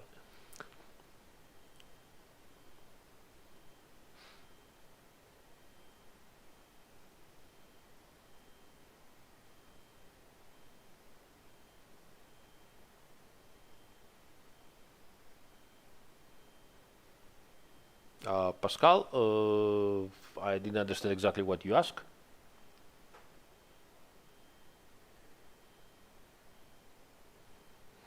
Well, to grab, probably you need to make a safer setup so that you don't need so much traction control. So, for example, what I'm going to do right now is I'm going to lower the rear anti-roll bar, trying to find some extra traction over the curbs.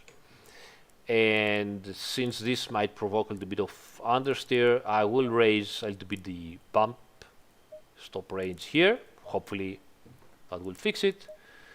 The front end is also a little bit high. I will try 56. Already doing too many clicks. Usually, you know me, I will do just the 56 here and try again. But I will try like this and see. Yes, Arthur. Obviously, optimum pressure, you have much less probability, but if the heat, because this is all dynamic, it's not prescripted, so if the heat that the tire walls get is too hard, then they might let a little bit of pressure go out. How you can avoid this? Obviously try not to go outside, don't go into the curb and the grass into the tarmac, because this is a big gap for the tire to overcome. But if you have to do then try to get back in, not so parallel, because obviously the parallel stuff will give a big hit, but more straight, so that the tire goes over the raise of the asphalt in a better angle, Xavier, no. Every truck, every car, and sometimes even year has different safe and aggressive setups in ACC.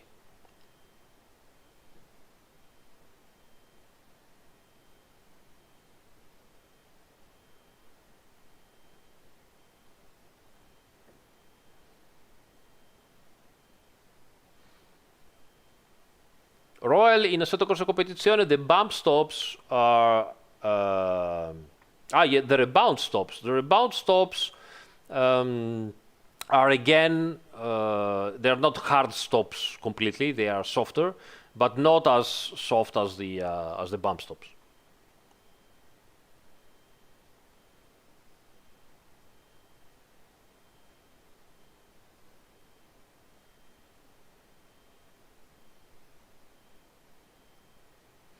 Yeah, if Pascal, if you go to your strategy and select a worn tire again, you see when you go into the pits, a new tire is selected always, because in that way people do not feel there is a bug, and the car slides around. Power users, you go into the strategy and you see the new car, the new tire selected. You go back to a tire set that is worn, and you can see the wear over here. And you can, once you have selected, the game lets you go back into the track again with the same tire. So now I have a dry set 3, which is a worn tire.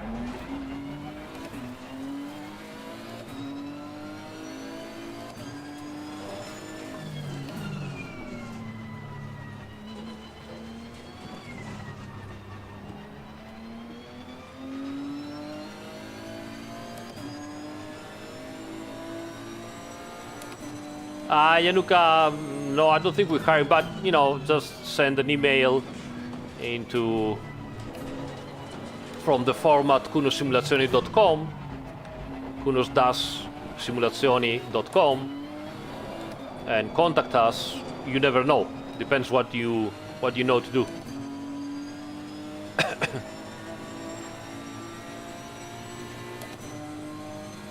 Yeah, also there where CC Driver is much better than me, so yeah. Follow CC Driver link.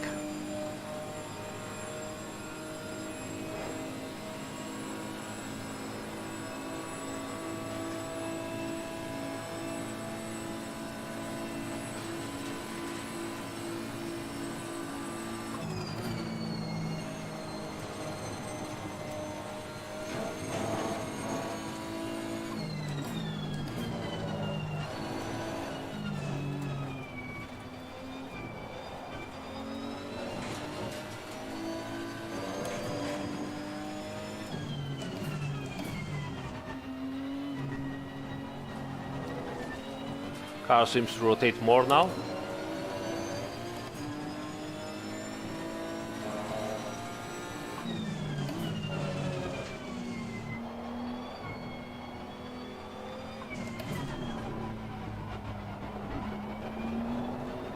Yeah, definitely.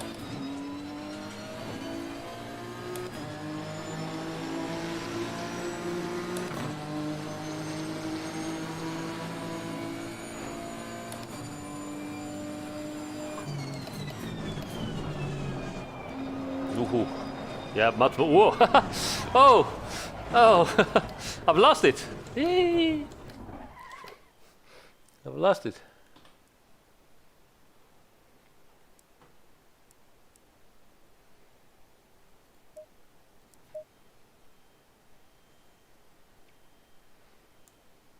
Yeah. The far size and focus area of the camera HUD to the graphics options. Don't know what you're talking about. Probably you're talking about VR, but I don't know how to help you.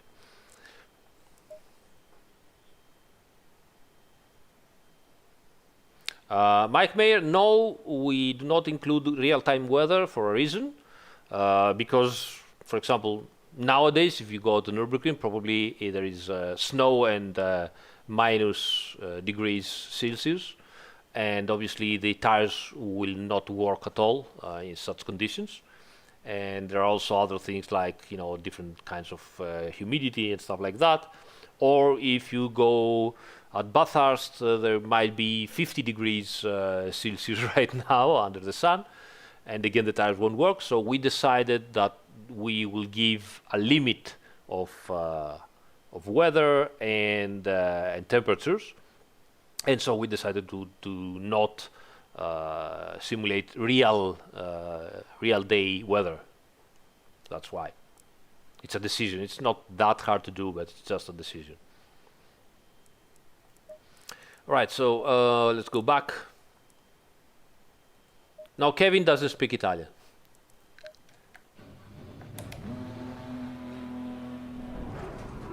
No, we talk English. Obviously, you know, if you know Italian, it helps because most of the team is Italian, and not all the team talks English every day, you know. But I mean, obviously, the language, the official language in Kunos is English.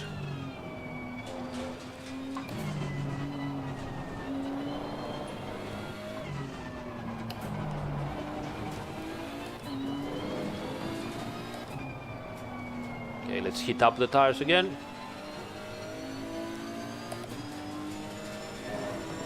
Oh, where's Mike? Ah, yes, Ryan.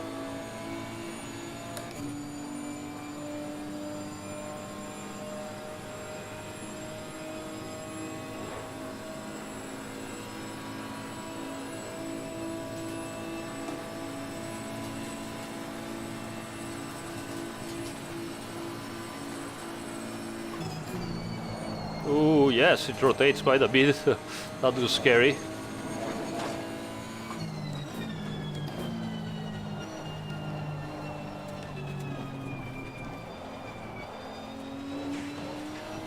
Well, probably I'm not ready yet for this kind of rotation. Way too... Ooh. Even too much, probably. No, the game is made in C++. There are some parts in Objective-C, I think, but mainly C++, and obviously all the physics engine is C++.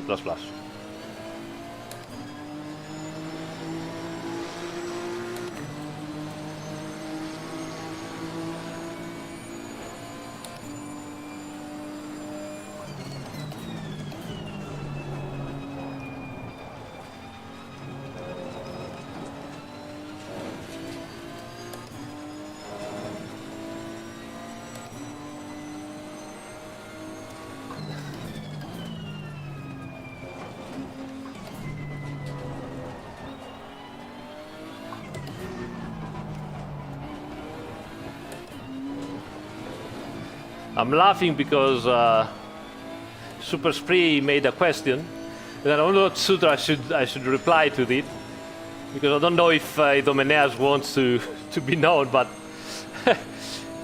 yes, there is a kind of family contact, let's say, but very, very far away, and I don't even think he's very happy about it. So yeah.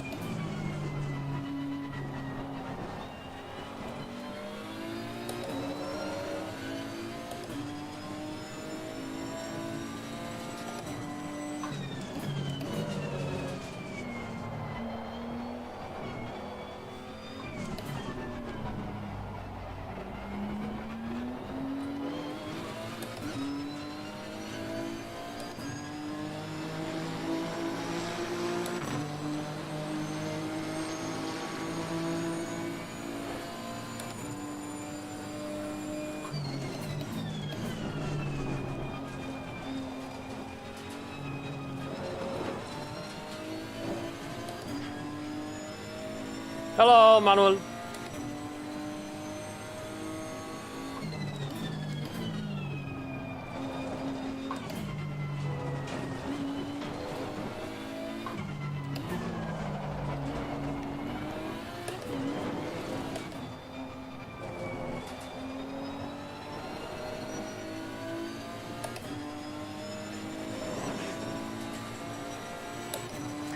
Someone else that streams. Well, Stefano streams, although it doesn't work too much on ACC now. Davide occasionally streams. Other than that, no, I don't think so. Only me. Anlichta Mike.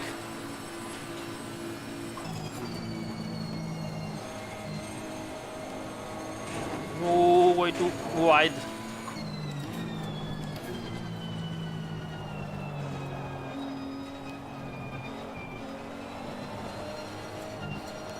Ah, lost it there.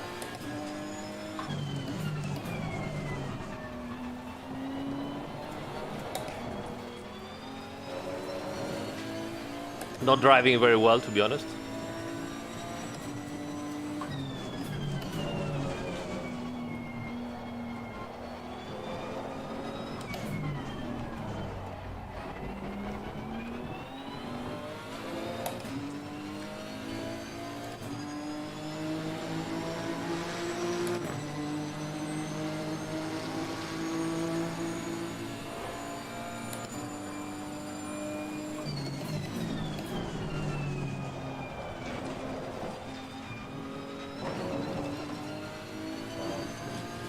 Rotates a little bit too much for my level of driving right now.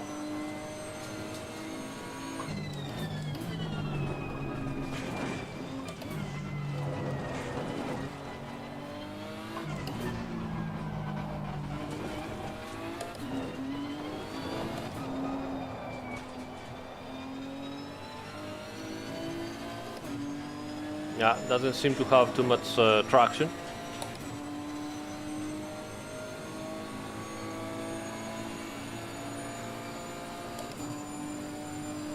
Yeah, poor CC driver, he's amazing.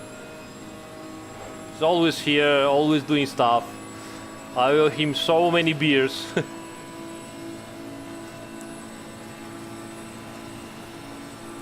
He's better than me actually on the streaming.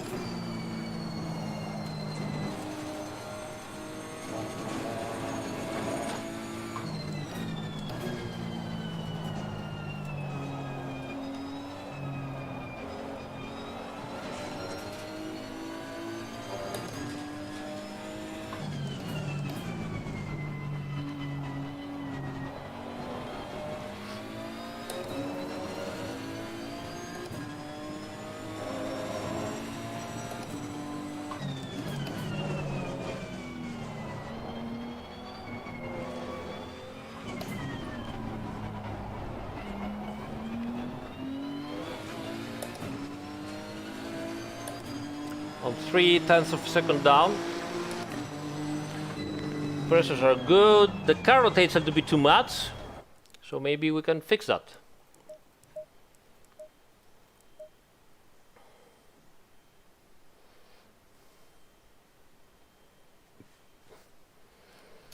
When I should be normal physics and feeling out of the car like Air Factor 2, for example. I don't know, I think you should say it's simulator and web stream guy. I will never do that. I have my own ideas about how cars handle. You know, things like tarmac temperature room should differently heat your tires, to give you an example. So, yeah.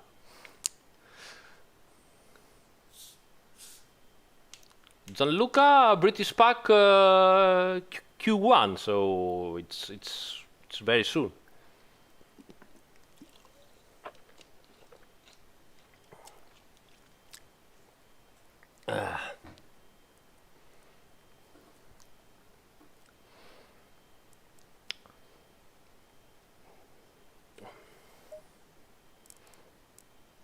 Right, so what we were doing here.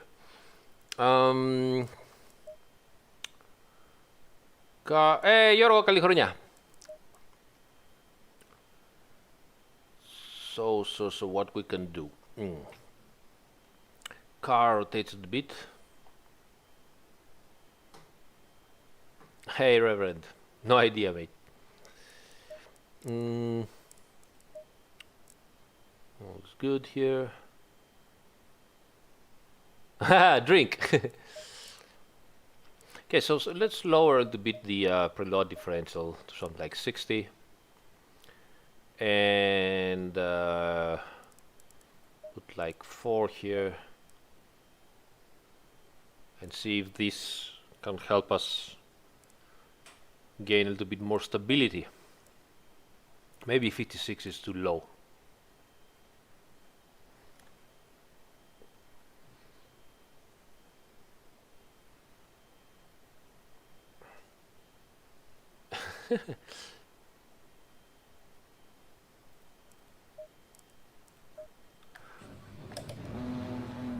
Yeah, let's do some extra laps.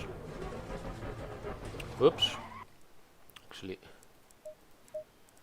let me change back to the old tires, which are already 266 down. Yeah, that track really eats your tires out.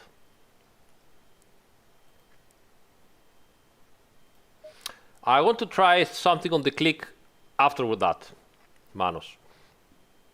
I want to see if I can do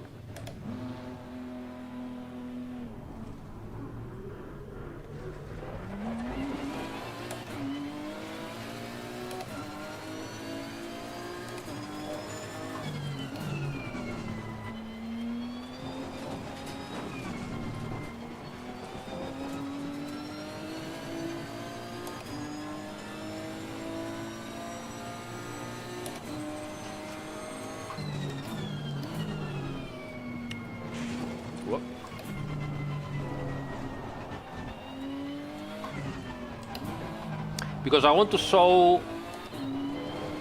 I want to have a good, I mean a constant lap time with this setup, which is very low downforce, and then try with a medium downforce setup and see what will happen into the delta.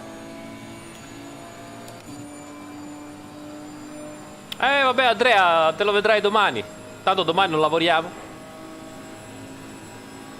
Thanks, Reverend. I love you too, mate.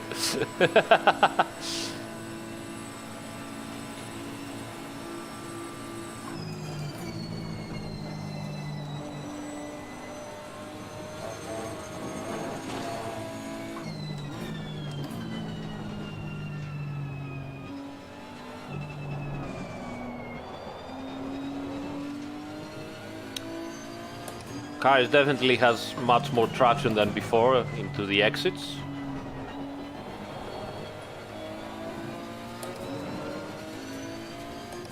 And just as I say that, I go full drifter mode. But it's much more manageable than before. Yeah, definitely. Don't know how much time I'm losing, maybe because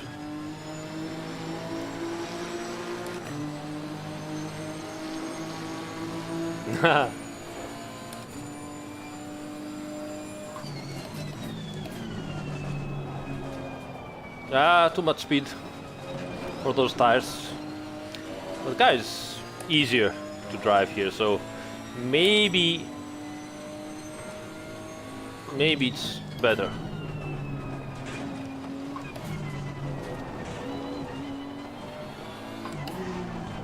Wow, the engine.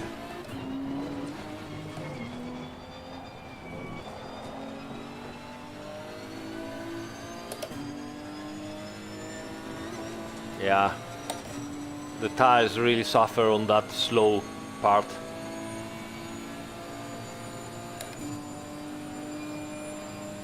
Hey Andrea! Grazie.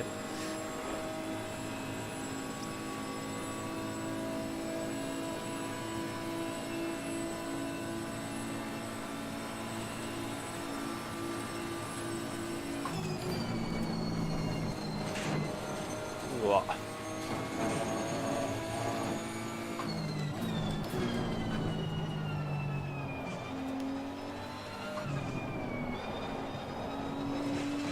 Nice. Car is really nice here. Although I'm losing time, but I believe it's because the tires are now gone.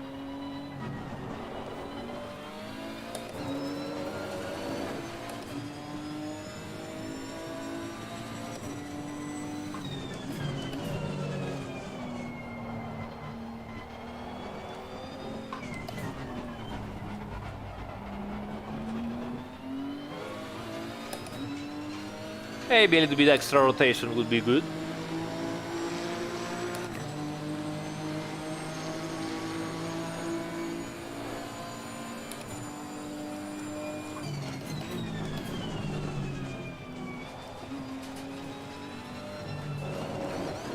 Yeah, some attraction.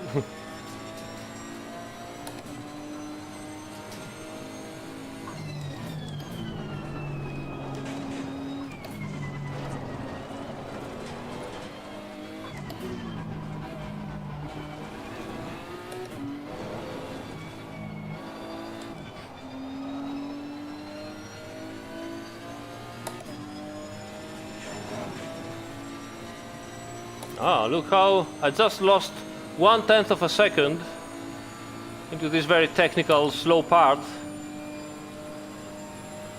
So 2/10 of a second, let's say, by the end of this straight, which for those worn tires is good. This setup is much better probably.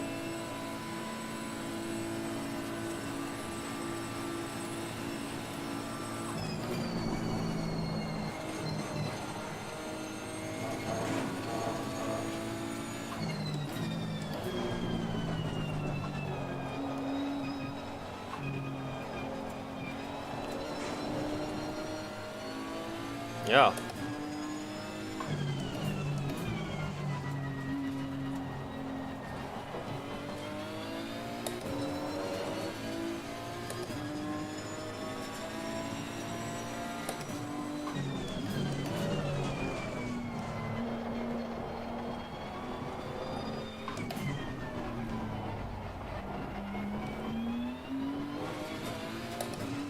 I've lost in the slow parts.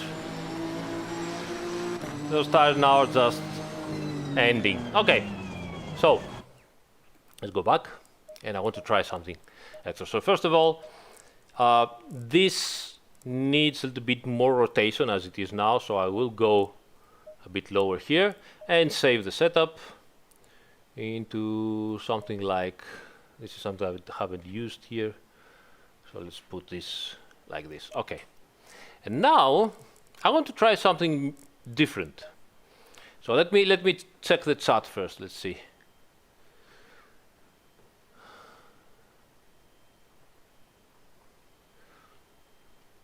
Oh my God, you guys talking about the Assetto Corsa 2 and the Assetto Corsa Future and whatever.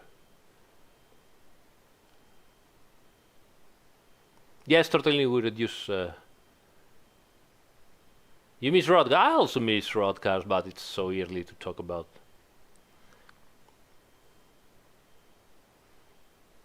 Ah, so CC is probably reporting the some interview of Marco, I guess. Yeah, I think so.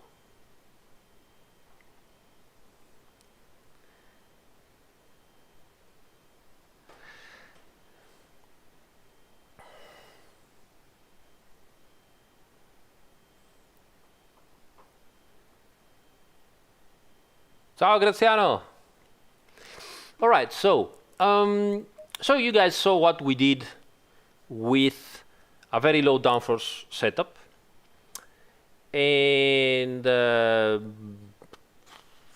we are doing 56 highs, 56 mids maybe with very worn out tires. So I want to use the same tires now. So again, back to those tires which are getting low now, and I want to go up by 2 on the rear wing, and obviously having more rear wing I will need to go up a little bit on the right head at the rear, and possibly again 5. So you know, I'm watching the matrix now. I'm just looking at the matrix and thinking that should be, but you can do as usual, as we said, do 1 click, 2 clicks at a time. So go up 2 rear wings, do some laps. Obviously the car will be more understeer. Go up to the right head at the rear by 2 or 3 clicks, do some laps, see how you are. If you want a fine tuning, you could go higher to the front bump stop, which also make the car easier to go over the curbs, do some laps, and so on and so on. But I know more or less what is going to happen. I have some experience on those cars a little bit. And I want to try this and see what is going to happen on the long straight, how much time I'm going to lose, and if I can gain time, even with the worn tires, on on the turns. So let's see.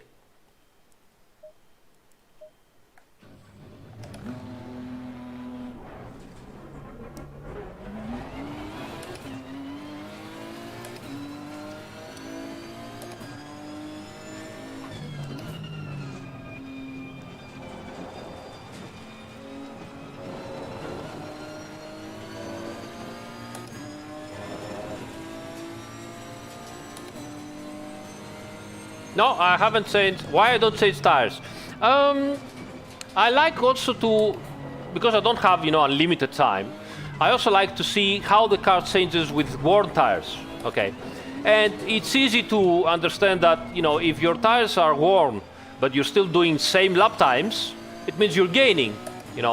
I always work for the race. I rarely work for the qualifying.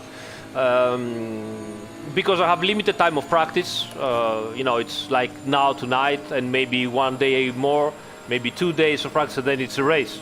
And so I prefer working on the same set of tires. At some point I will put the new tires in, but it gives me an indication also what happens during the race, how the car reacts.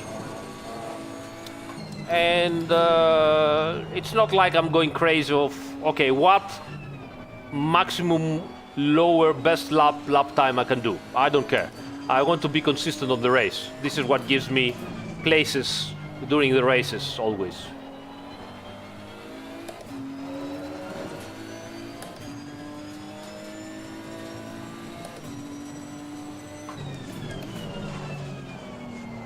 Certainly with the extra wing, the car does have grip, but let's see how much we lose on the straights.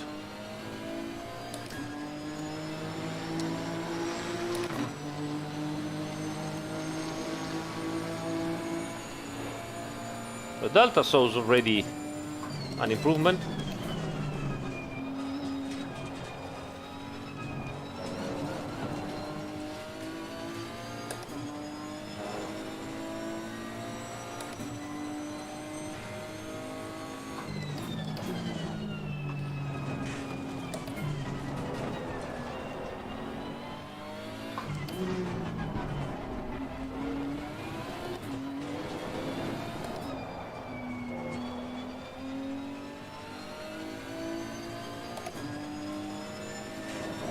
Okay, 450. So I'm 5/10 of a second right now slower. Let's see how much I will lose at the end of this straight.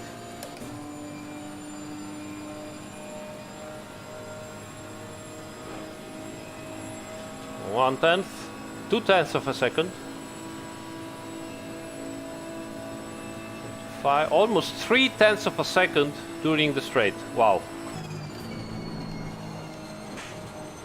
That's not a small amount of time.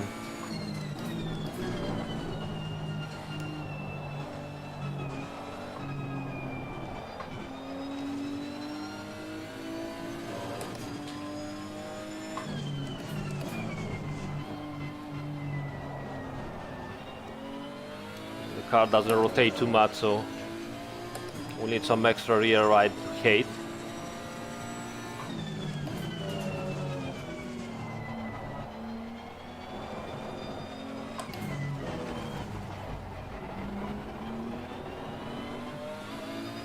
Alright, so we know that we lose 3/10 of a second the straights. I've lost 1 second here, full 1 second. But let's see.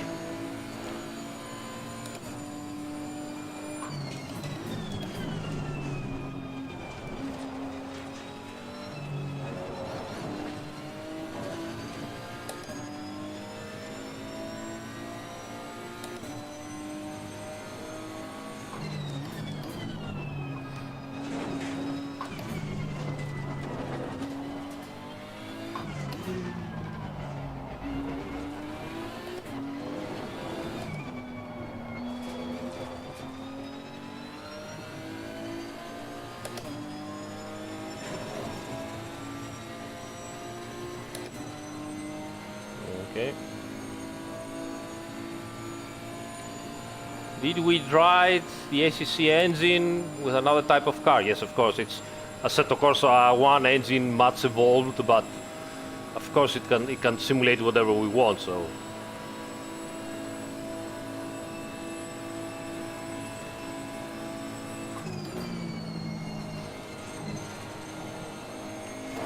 this setup needs more rotation.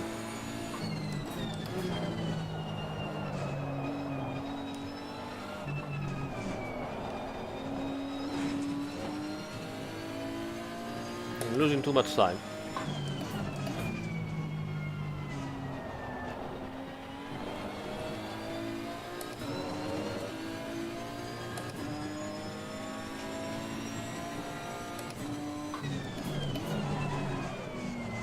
I'm pushing too much, so I'm losing too much time. Let's go back and give it some extra rotation. So I'll go back to 60 here and maybe 800 here. Yeah, 5 kilometers, but it's not just the top speed but also the acceleration. Miles. Come on, man.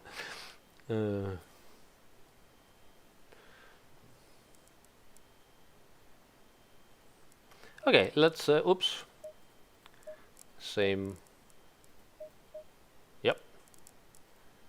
Okay. This is all the same, nothing changed, right? Yeah, first car was the Lotus Elise. First car we released, of course.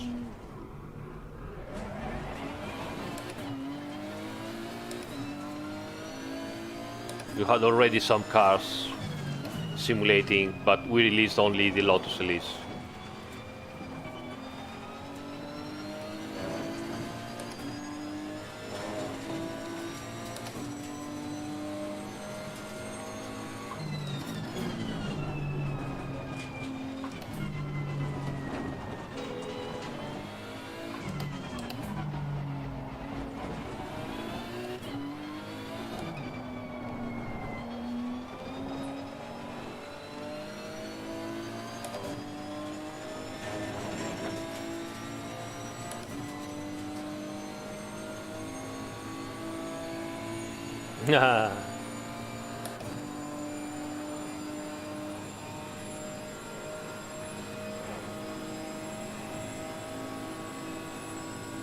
Not. I think you will find great satisfaction at the sales simulator that that Stefano is doing now, if you're after knots.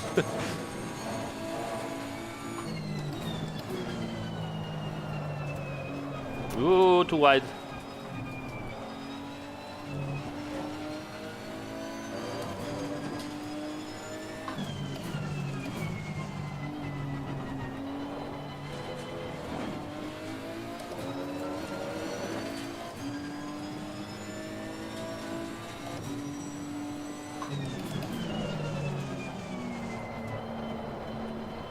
Yep, it rotates now.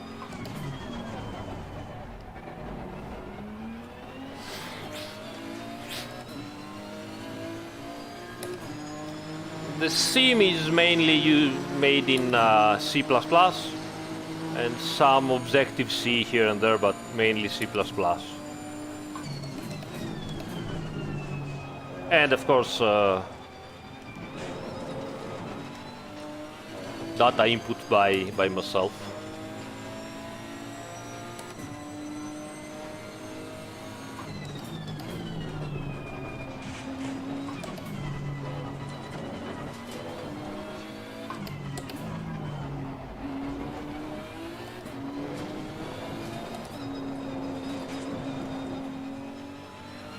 I'm losing too much time. I think the tires are now done.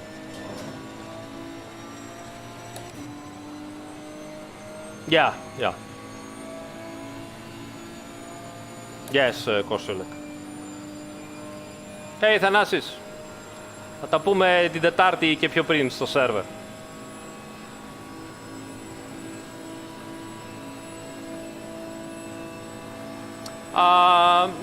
Not Alvar, from I need to stop to reply to this.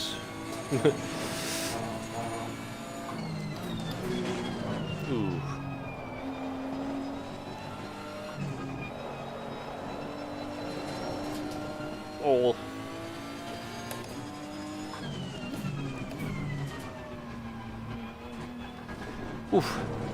Okay, I cannot concentrate enough. So let's watch some replays and talk at the chat. Right? Yeah. That will be better. Oh, look at that. All right, so what do we have? How much have been carried from Formula Ferrari Virtual Academy in Assetto Corsa? Not much really. The Assetto Corsa physics engine obviously had the experience, but Stefano practically rewrite everything from scratch from Ferrari Virtual Academy, which was Netcar Pro practically. With laser track circuits and stuff, and a little bit better graphics engine. But Assetto Corsa was a big change in graphics engine, in sound engine, and in physics engine. It has quite improved physics engine from Netcar Pro.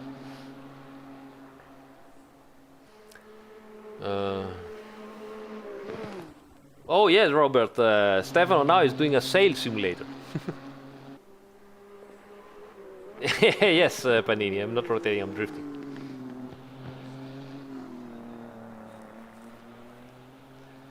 Παναγιώτη, όχι ρε, τι alien. I'm not an alien. I'm far from an alien. But I'm consistent and fast enough to, as I said, to do top 10s. To be honest, I don't have the competitive drive to be an alien. I remember back in the days when I was, in my early 20s, I was much more competitive. I would train quite hard, and I was close to the podium many times. But honestly, now I don't care. I mean, I like the handling. I like pushing the car.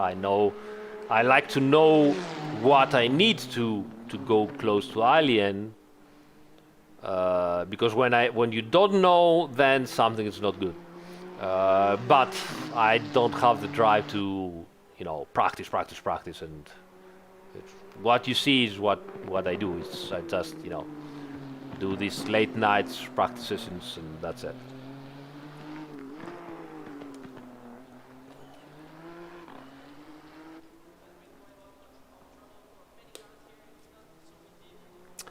Daniel, this can happen, but those cars do not really,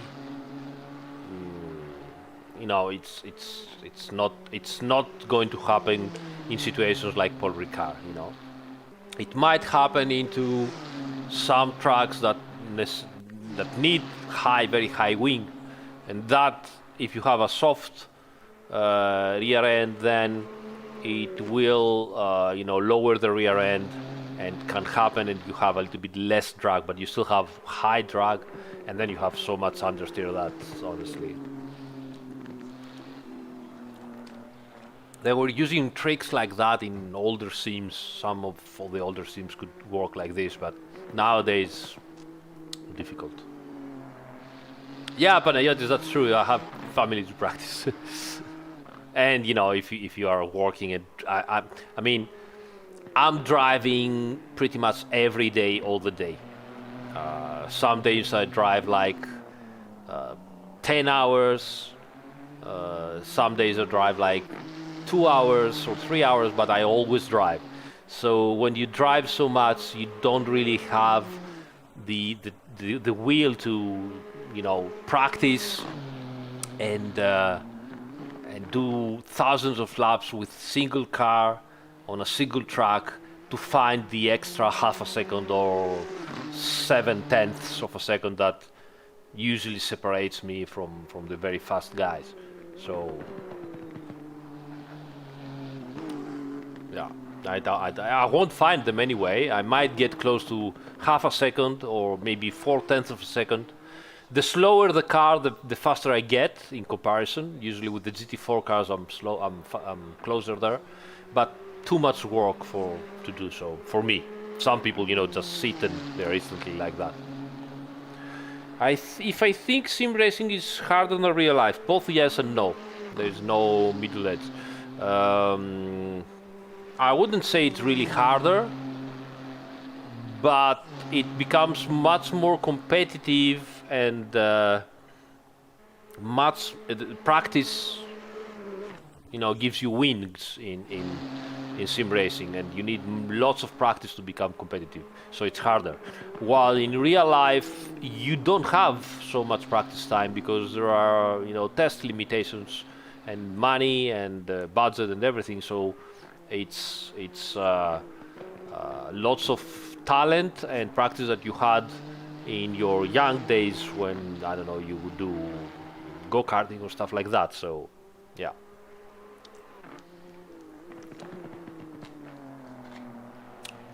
Super speed, I'm always using 900 degrees rotation.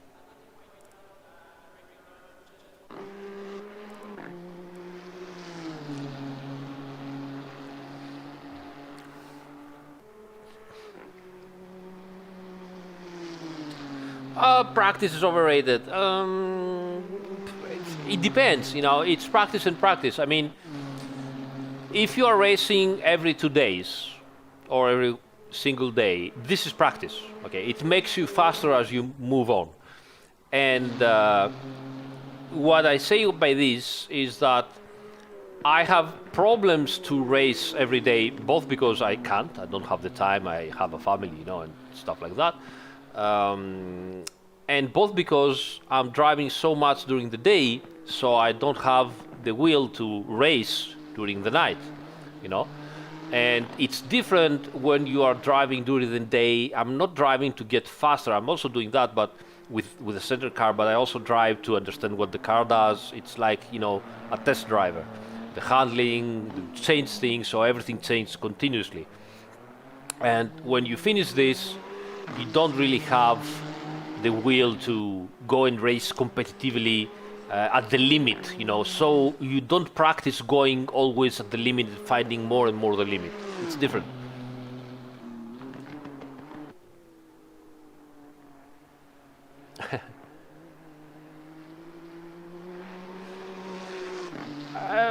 It's both. You really have to be talented to do the lap times that aliens do, but you also need some practice.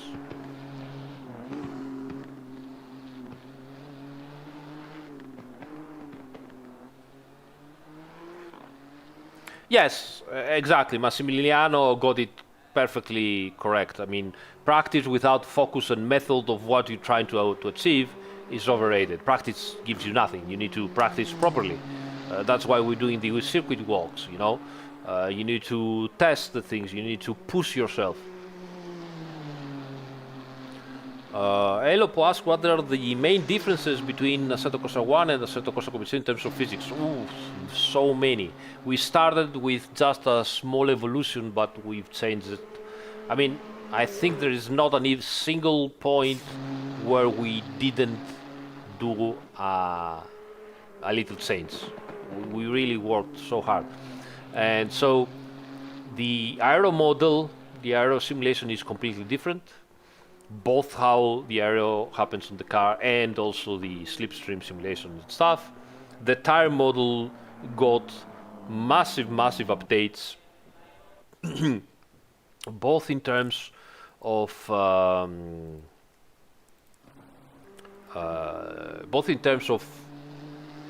how the values work inside and extra new values, and also in terms of the core of the tire model. The brakes got updates, the suspension modeling got updates, like the bump stops are completely different, the dampers are completely different. Hello Alpha, how you doing, mate?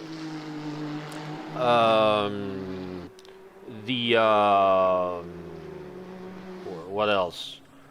The electronic system got massive updates, traction control especially, ABS. The drivetrain got updates. The whole system of how the BOP changes from track to track, car to car got updates. What else did we change? The engine management and turbo pressures got updates. Oh my god, so much stuff. I mean, this was one of the reasons also we had a bit of a fight into the management between me, Stefano, and Marco, because obviously you have also to follow some scheduling and some and you have to have an idea of what you're doing because of times and to-do lists and so on. And the initial idea was, okay, let's update a little bit the physics engine on some stuff and then move from there. And we just went berserk and completely nuts. Then Fernando came in and he was excited and he did a ton of new stuff, and we just we lost control and of what we did new. But it's a completely new, it's not a completely new physics engine, but it's so evolved and changed that it is new.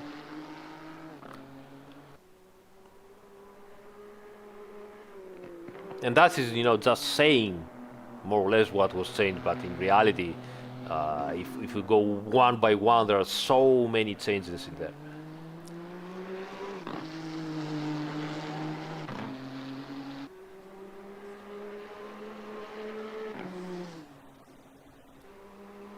Hey, thanks, Boris. I'll have a look, maybe.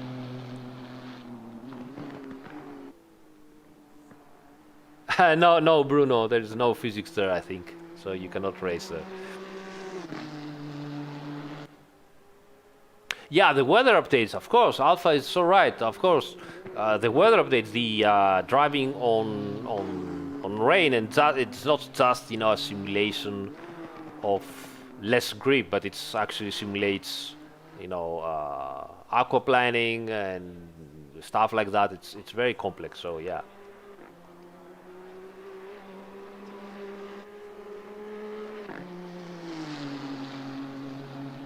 Yeah, right, exactly that. We were like, okay, let's we have to learn a new engine, Unreal Engine.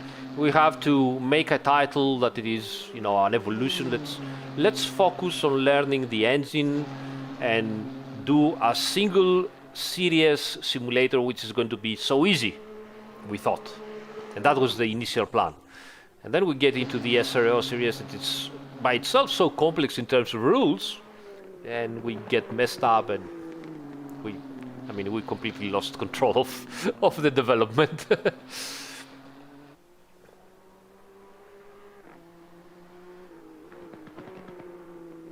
Stephen, we don't feel the need to adopt a physical tire model. Why? What the physical tire model? I have talked about that again. The physical tire model is great, okay, great stuff, but it also has many problems. Similar things obviously happen with the empirical tire model. First of all, physical tire model, it's not as easy as you get the tire, you cut it, and you count the layers and you put them in. It doesn't work like that. How the layers are bonded together, you don't know, even if you cut it. What is the chemical composition of the layers of the tires? You have no idea, right? How those chemical compositions react in heat from different parts, how they react in water, how do they react in damage of the tire, how do they react in wear. You have not the slightest idea, so you're missing data. On the other hand, with empirical model, you have more data about the tires, because you ask Pirelli, for example, if you are in good conditions, or Michelin or whatever, and they will hand you a file with data. You have obviously to understand what those data give you, because the truth is not exactly as they tell you. You can also do your own tests and get meaningful data from that. And then there is something very, very important in the difference between the empirical model and physical model. People think that the physical model is completely dynamic. In reality, what you drive in a physical model is a massive lookup table, and that's it. Massive lookup table that simulates everything that the tires could do in whatever condition, hopefully. How is that achieved? You cannot simulate the physical model in real time. It's very hard. It requires a ton of computing power. So what you do with a physical model is that you put your data into an initial simulator, and that simulator starts to work around that tire model, that physical tire model, and puts it into stress in different conditions. All that happens in some sort of rendering, not in real time. And as it does that, okay, it generates the values for every different condition that simulate. It's like you get the tire. Okay, let's say that this is the tire. You put it into the road and you start pushing it in different situations, and how you push it, it generates different points of flex, different amounts of torque, different amounts of forces, different amounts of heat, whatever, right? Okay, so all that thing that generates for every different force that you put on it, it gets written into a massive, really, really big lookup table. Then you get that lookup table and you put it into your simulator that runs in real time. So in reality, when they say physical tire model, what you drive is a massive pre-rendered lookup table. Now, what's wrong with that? Nothing's wrong with that. Actually, it's very fine. It's amazing. It's great. But there are a couple of problems. Okay? The problem is, first of all, that simulation that you have to do before, that rendering that you have to do before of the tire, takes a lot of time.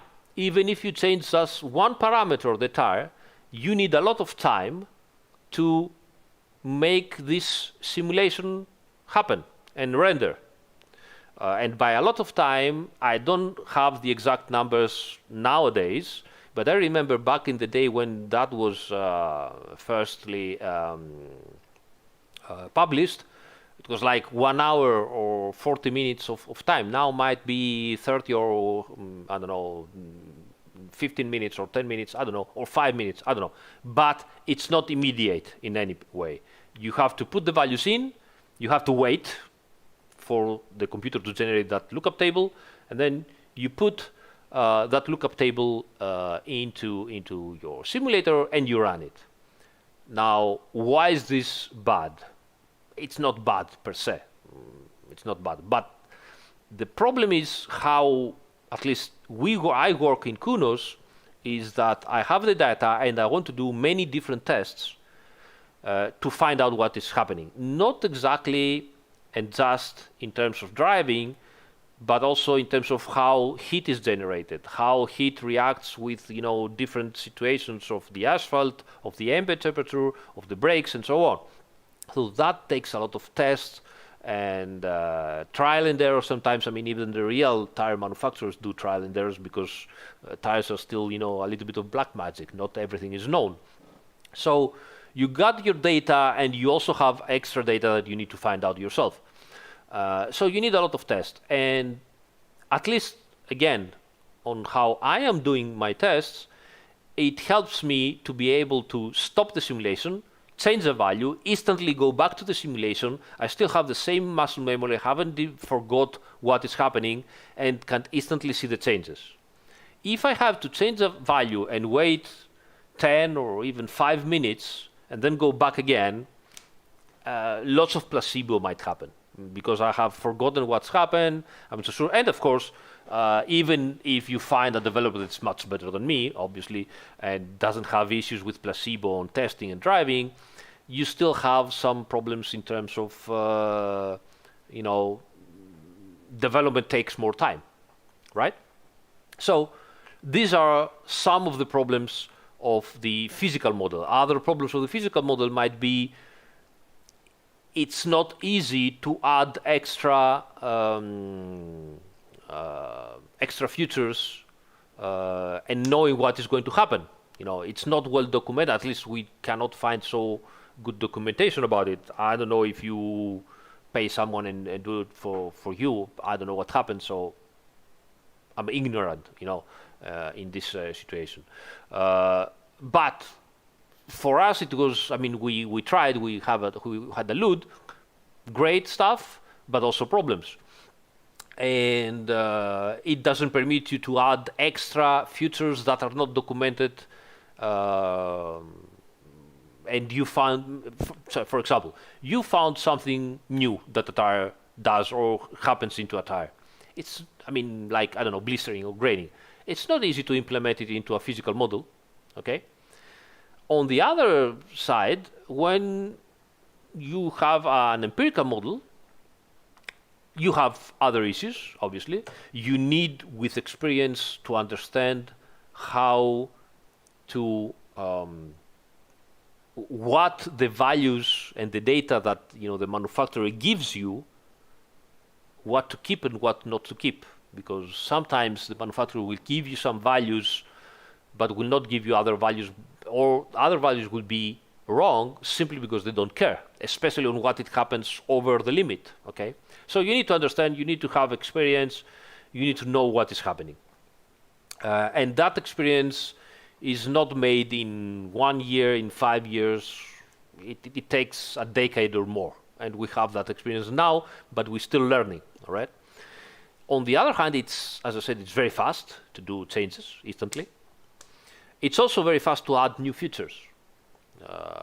Nowadays, our tire model is almost a hybrid of empirical model and a little bit of a physical model, because, for example, the flex of how the tire flexes in all directions, it was made by values before now, on Assetto Corsa 1, for example, and it was just up and down flex, for example. Now it's three-dimensional flex, and it's not really made simply by values, but it's also physical. It moves around into the tarmac as the tire goes, and as the forces move on the tire. But then again, as I said, there are pros and cons with both systems, right? I have to say, there is lots of bar talking, chit-chat talking about how the physical model is so much superior. It could be in some occasions if you have all the data and if you want to simulate certain aspect of what a tire does. On other conditions, though, it's not superior at all. Okay, so for example, aquaplaning, blistering, graining, easy changes, the thing we do with the pressure now. We've seen physical models that do not understand when, I don't know, the asphalt has a different temperature. They don't care. We've seen physical models that it's always faster if you use the minimum amount of pressure possible. All those are bugs that, or issues or problems that I don't say that we don't have issues ourselves, but if a certain issue like that, which we believe it's important, is not fixed for a year or 2 years, it means that it is very hard to change the model properly. If we have an issue like that and we fix it in a 2 months update or even in a hot fix, right, it means that our model is much easier to put our hands on. So there you have it. There are certainly many advantages into a physical model, but there are certainly also many disadvantages. Same thing for the empirical model. There are many advantages and there are disadvantages. Your way of working and your workflow and your time of development makes you choose one or another. It's, people like to go into a team, it's a red team, it's a blue team, or I know it's Apple against Android, or it's Apple against Windows. There's not a clear answer on anything. Use the correct tool for the work that you want to do. Okay, that's how it is. Obviously, sometimes your tool is simply obsolete. But as for now, I don't think the empirical models are obsolete yet, right? So that's that's my idea about it. Hello, go ahead at NFS. Let me see what you. I hope you guys haven't started already the sim wars.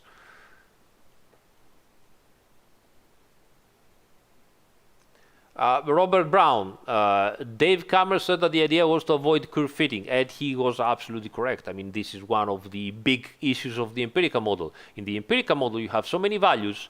If you change just a tiny little bit, everything changes. I mean, the latest tire model update we did, with the 1.6, 1.5, sorry, everybody was like, oh, this is so much better, this is so much better. The changes we did into the realignment force are minimal. I mean, just a tiny bit. But we know that those tiny changes in values make important changes. That's the problem with the empirical model. There was, in older sims, back into the Air Factor 1 era, GTR 1 era, that modders, not the developers, modders, especially modders, tended to, listen to a driver saying, there's no grip, and we would get a value and change it by 20%. 20% is massive, and the cars would be undrivable. And why? I mean, that should be correct instead. And there was those, angry arguments about, there's no grip, there's this is icy, whatever. And the problem was that back then we didn't have the experience and the knowledge to know that tiny changes give a big difference, Or even if you do a tiny change that you know that is correct, and whatever tester tells you, but I don't feel anything, you should, insist and tell them, I don't care if you don't feel anything, that's the difference that we should do. Back then, we talk about 10, 15 years ago, if someone would tell you, yes, I don't know what you did, but I don't feel anything, you would, crank it up, and now you feel, oh yes, now I feel everything. It's completely different. But that wasn't correct, So the idea of the physical model, Dave Kammer, is, up there with Stefano, I would say, even, higher than Stefano, because of course he started all that way before us. But those geniuses that permits us to play with those things nowadays. He's extremely correct to tell, I don't want to see a curve fitting. I don't want to see thousand small parameters that I have to change to make my curve perfect. I just want to put the tire numbers in there, and I want to have my result. Amazing. Fantastic technology. You always have the data. What happens if you want to? The problems always arise. So it's complex. It's complex. It's complex for us. It's complex for them. It's complex for everybody. There's no easy way out.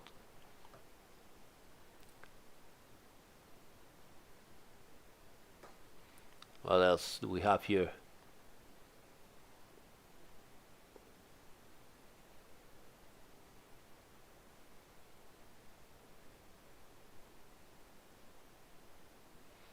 No, Gaetano, non chiedetemi per notizie, don't ask me for news and stuff like that. As usual, anything new comes from the official channels. Oscara, I use HDMI cable. I have a small monitor, 24 inches. Nothing that needs, a display port.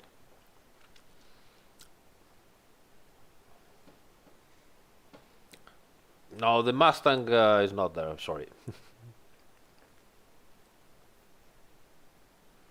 Math, yes. Yes, math. Physics, they are complex.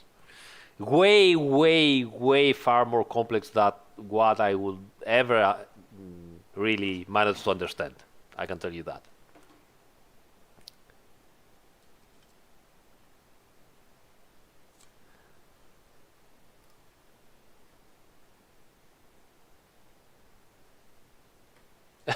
Use the future challenge, or else I'm gonna kill you.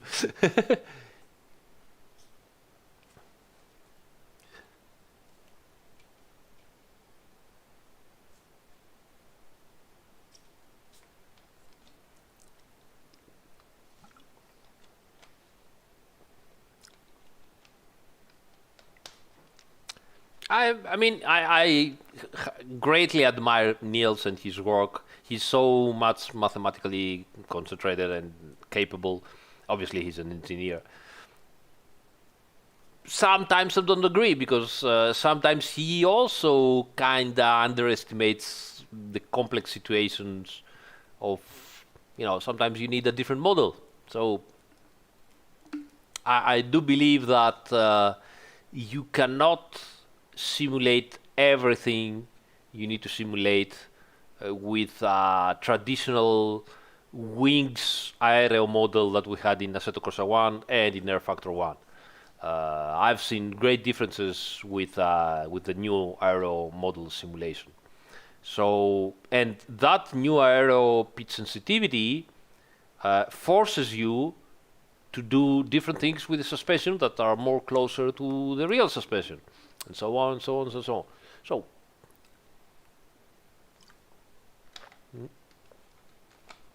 I don't remember exactly the Huracan. I think generally, because he likes it, I also like it, but I try to restrain myself. Sometimes his physics drift way too much. I would like to have the way they drift easy at the low speeds, but they have to drift much harder at the high speeds.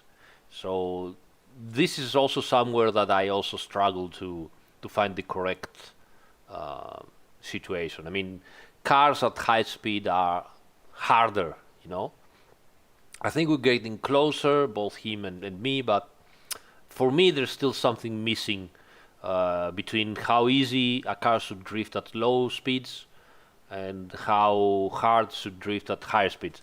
And then again, on GT3 cars you have less steering wheel lock. I mean, you can steer your steering wheel and you only have 15 degrees of steering lock, so at the end that's the situation.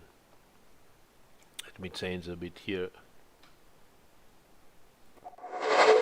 Yeah.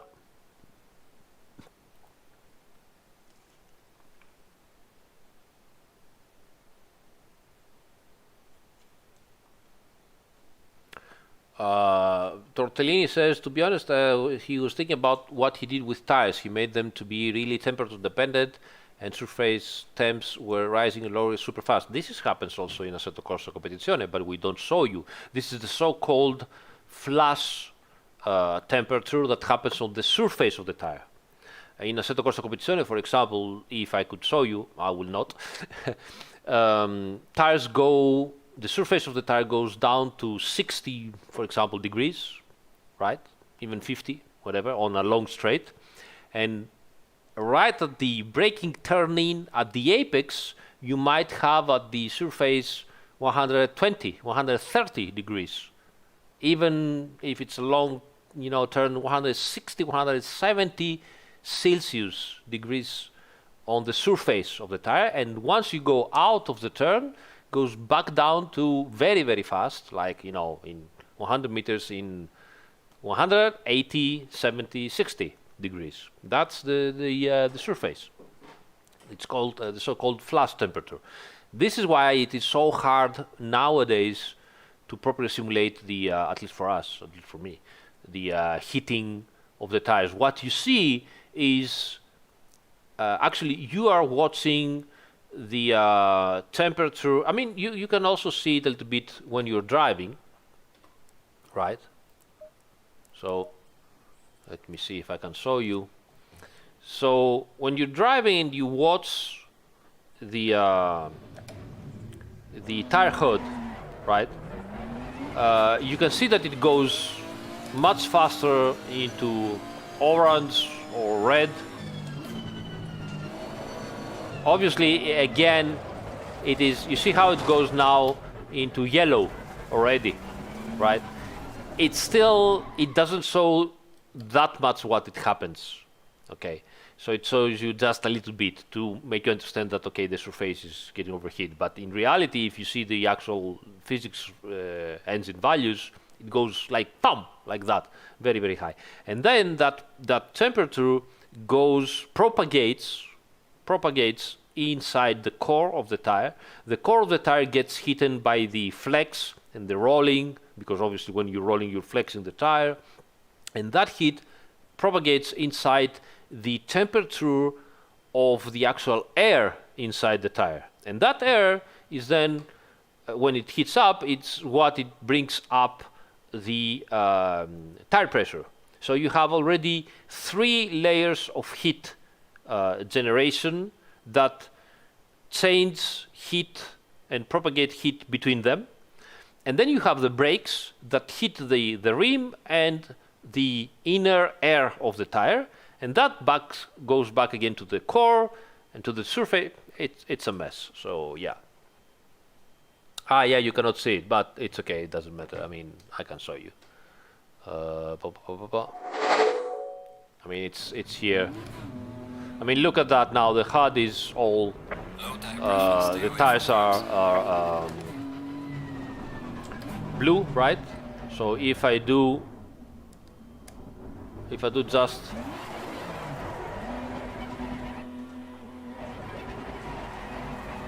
like that, you can already see the tires becoming red. You see that? It's red at the rear tires on the HUD. This is the surface. And as I said, on the HUD it's already averaged, and it's much less than that happens. If you see the actual numbers, it's the difference is much higher. So yeah, this is how fast it. And obviously, yes, this whole situation, the surface, gets cooled down both by the air, by the speed of the travel, okay, by the speed of the rotation from the air, and by touching the ground. So yeah, it's such a mess. So imagine having a physical model where you cannot touch that thing. So what you put there is, as you said, you put the physical attributes of the tire. So you cut the tire, you see how many layers it has. You put some data on what each layer is made chemically, if you know it, or at least something closely. And then you let it do its thing, you render everything, everything is perfect, go out, and you see that I would need a little bit of, 5 degrees more into the core of the tire. You tell me what the fuck you have to change into a physical model to obtain that, and how much time you have to wait to do, tryouts. Now, obviously, Dave Cameron or Niels might get to me and tell me, what the fuck are you saying, Aris? I just need, half a second and everything is ready. I don't have to, I know exactly what I need to do. I don't know about that, so might be completely wrong here. My initial impression and knowledge was that it's not that easy. On our empirical model, it's a couple. Yeah, that is what the other guys were trying not to do, so or avoid. In our case, there are like 10 to 20 values. I need to change them, and each value, influences the other 20 ones, but it's, I can change with a bit of experience, 3 values, go in again, try it, no again, go back a little bit, try it. In half an hour, I can obtain, or maybe, half a week, I can obtain, or half a month, I can obtain what I want. Again, I mean, it's different. It's different. Celtic, the Air Factor 2 HUD probably shows both the surface and the core, or just the surface. I don't know. We had a similar HUD in Assetto Corsa 1, because also in Assetto Corsa 1 we had the possibility to show. We had 2 layers of heat: HUD and inner, surface and inner temperature, and you could choose what to simulate. Again, on the values, you could choose in Assetto Corsa 1 if you want to simulate the surface or the core and the inside, or the surface and the core, or something like that. It's up to you, mainly.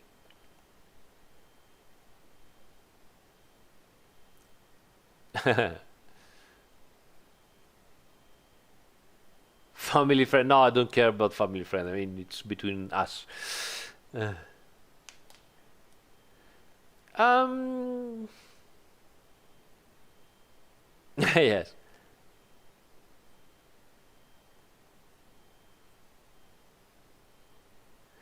Yeah, John, you're right. But again, I mean, it could be. Who knows? It could be. It could turn out that they were right all along and we were wrong all along. Who knows? But right now, nobody could know except when you have some specific issues. Um, and again, I believe when you have an issue like, I don't know, you get a car to roll, and it is a racing car with low center of gravity, and you cannot fix it in like 1 day, because you had a typo or whatever. That to me shows that that the system is complex. It's very complex. If I have something like that, I need to figure. I mean, it's a critical error for me, and I have to fix it like the same day. So if an update goes out, and I don't know, I have the Nissan that goes over a curb and rolls, just by touching the curb, for example, I have to fix that in the same day with a hot fix in the same day. And our engine permits me to do that. If I need, I don't know, 1 month or 2 months to fix it, that means that the engine obviously permits it, but it's complex. So I don't know. It could be, that in 5 years or 10 years from now, the physical model becomes so much more advanced that they become so much better than our model, for example.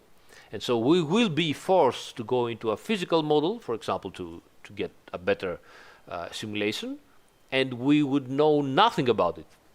Nothing about it. And the other developers will be much more experienced on working with the physical model. So they have probably made, an investment for the future, or maybe they think, I mean, why not? They are already better than us. I won't say anything about that. So who knows? Nowadays, at least, I like what we have. I think it's good. I think it can be improved, and we will improve it, but I'm pretty confident that we are in a very good situation.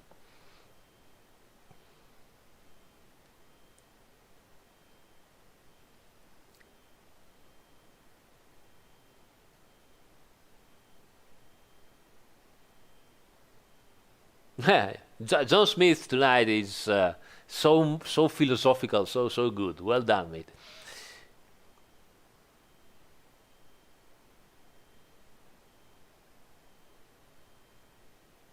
I have no idea, Coach Olek.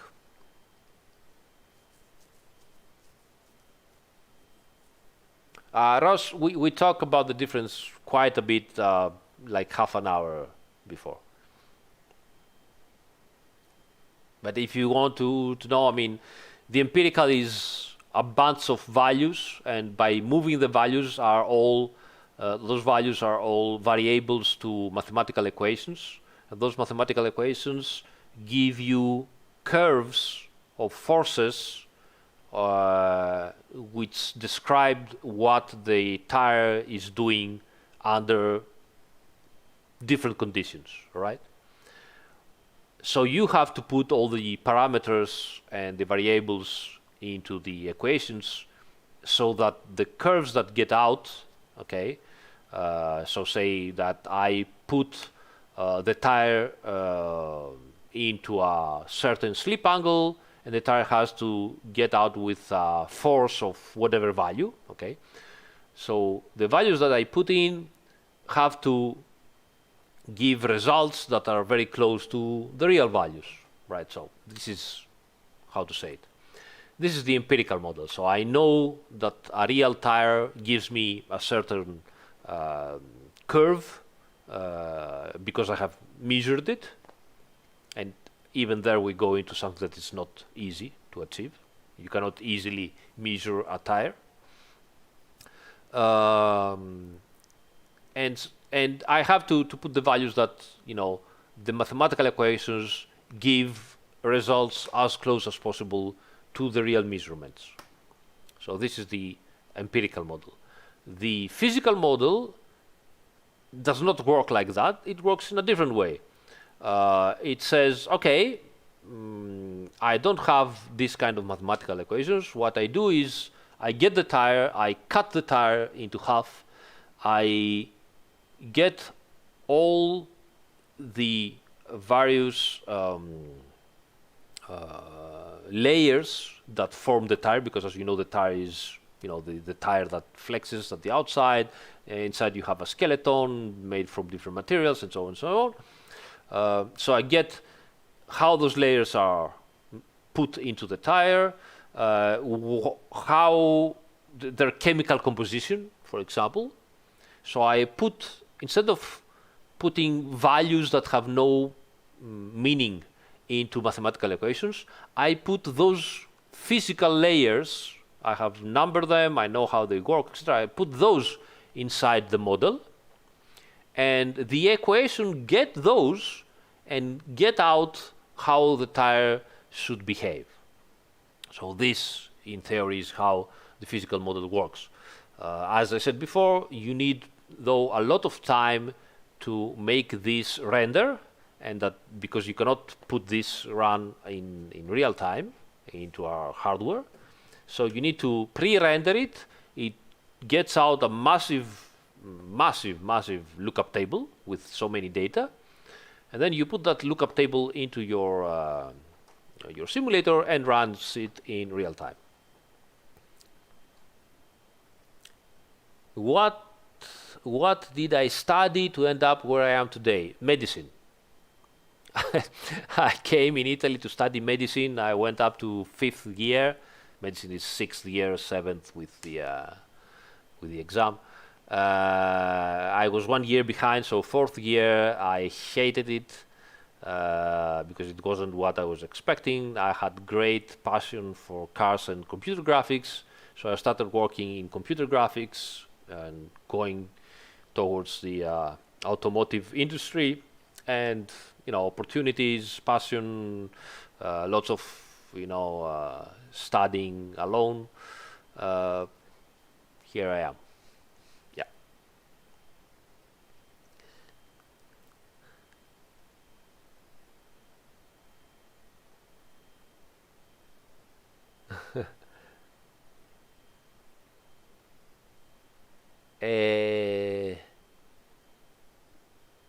Does AC? No, air conditioning in racing cars is from electrical pumps and motors, so they don't really care about the engine temperature. The heating, yes, the heating of course influences the engine temperature.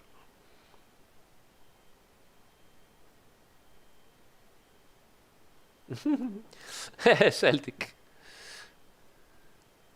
Hey John, thank you for joining.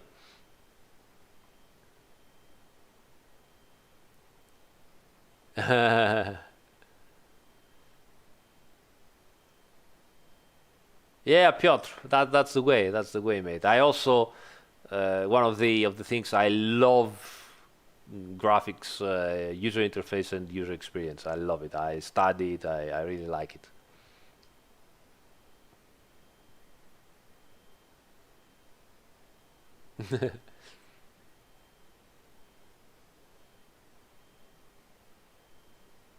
Where do you start? Do mods. Learn physics engine of whatever simulator you like or you find, and do mods consistently, quality mods. Make a name, show your work to developers. They appreciate it. Take care, Matt. Good night.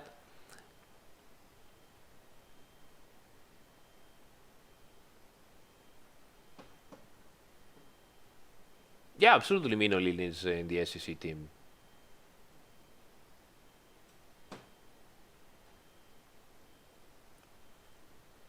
He's our network developer.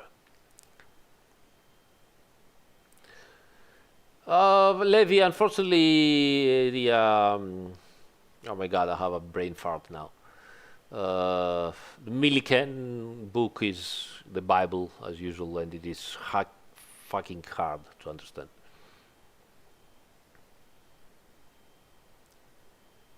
Uh,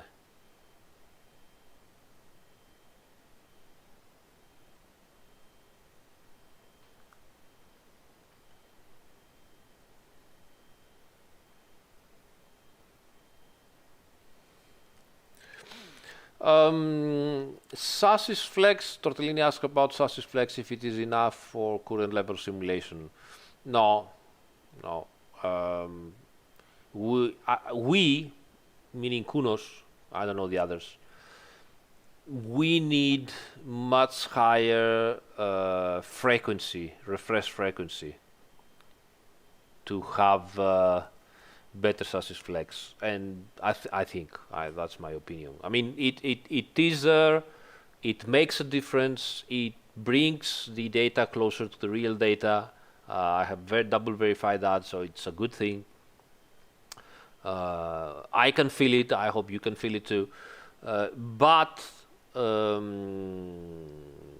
my personal opinion is that I would need at least 500 or double the refresh rate frequency to make it even better, at having even more impact on what you do with the suspension and stuff like that. That's one thing. The other thing is everything flexes, and this is something that is going to be missing for simulators, all of us, not only Kunos, for a long, long time. And by everything, Ciao Zan, I don't mean just the chassis, but the suspension attachment points on the chassis flex on the attachment points. The arms of the suspension flex. The hub flexes. The whole, chassis flex, but also in very different ways. Wings flex and vibrate. Everything flexes. The problem is that we don't have the possibility, at least we don't have the possibility to do all of them. And the second thing is that we have no idea how to do all of them. Even manufacturers have no idea to do all of them. And then there is the problem that nowadays manufacturers have become so clever and engineers have become so clever that they actually use flexing. They don't try to eliminate flexing, but they try to use flexing to their advantage to make the suspension do different things. And those are big secrets, of course, and it's not easy to find. And it's quite impossible to measure. Even if you take a car and you strip it out, it's quite impossible to measure. So we are approaching a limit of knowledge and implementation in the sims that it's not easy to go over that. It's not easy.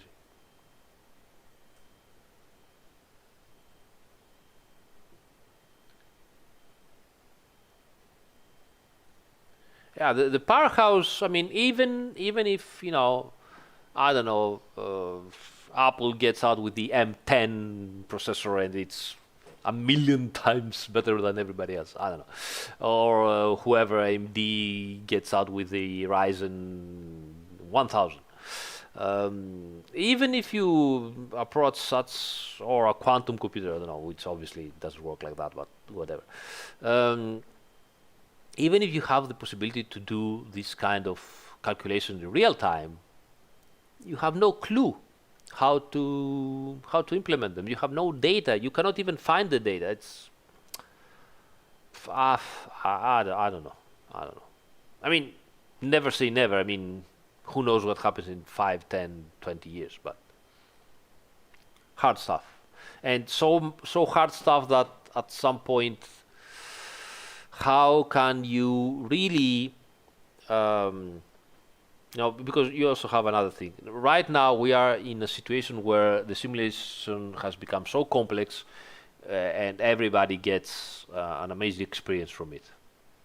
And most importantly, the developers that do the physics still have the time to do such simulation in, how to say, normal times. Okay, so you need, I don't know, weeks to do a car and a year to do the physics sense and stuff like that. But if you approach a situation where you need a year or months, and not 1 month or 2 months, but 5 months, 4 months, 5 months, to do proper engineering, materials, bending simulation, whatever. Aerodynamic CFD, which already starting to do, CFD calculations and stuff like that. I mean, each car is gonna request, lots of time to do it. It's not something that, okay, clone me, or find, 10 people that are even better than me, put them to work. They will be able to get out 10 cars, but still in 6 months. It's not like they will get 10 cars in 1 week. It's not possible. Or even do 1 car in 1 week. Again, not possible. So we are approaching to a point that I don't think it's going to be easy to find a producer or a publisher that will tell you, okay, don't worry, here you are, here's the money, take the money and do a car every 6 months. It's not just the money issue, it's also the development and the improvement issue, because if you work too much into a car and you need so much time, meanwhile new hardware is out, new software is out. The guys that the developers that they are programming the graphics engine need to update everything or rewrite everything from scratch. Sound engineers the same. So everybody, you become the bottleneck into the whole development. So yeah, not I don't know what's going to happen. I mean, we're still away from there, but yeah.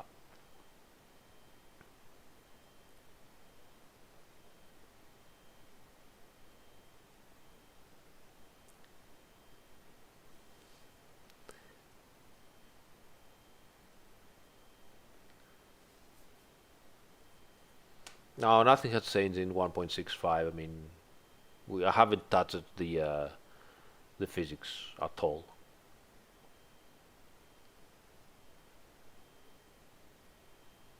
No, no, nothing.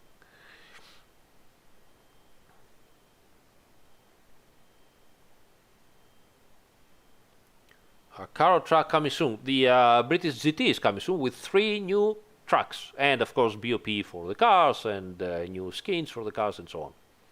Very, very soon, hopefully. Yeah. Oh, yeah. The AI.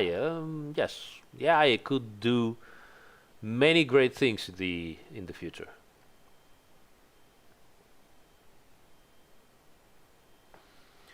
There will be a roadmap, I guess, but again, I'm not the one giving news for such things.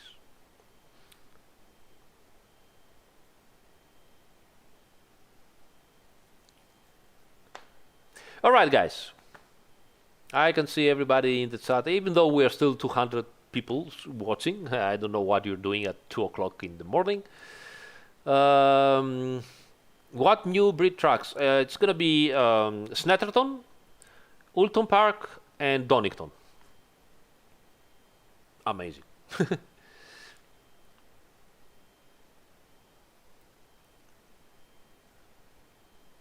Tortellini, I hope so. I hope so.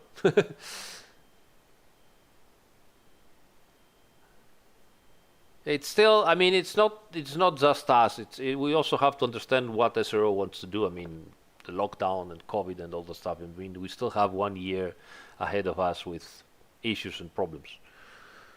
So yeah. Yes, Patrick, actually, you need to change gear at the M4 as soon as possible. 7,000 RPM, change gear. You gain nothing going higher.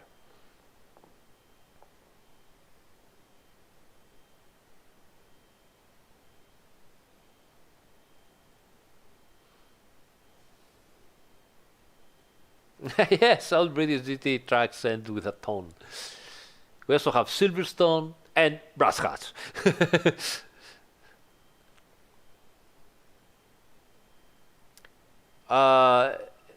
Yanis, why 2020 GT didn't introduce face mask graphical mode on the spectators? Are you sure? Go check Imola, mate. You might have a surprise. Go check spectators at Imola. That's Michael. Unfortunately, that's not Ulton Park. That's a different track. How's the name? I don't remember, but it's not Ulton Park. Unfortunately, I love that car. Yeah, it's that track.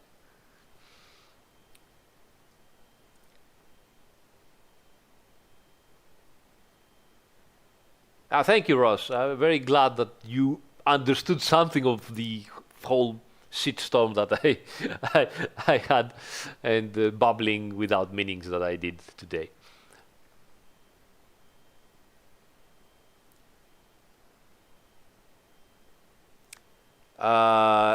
Kasulek, definitely how you release the brakes and how much steering input you give.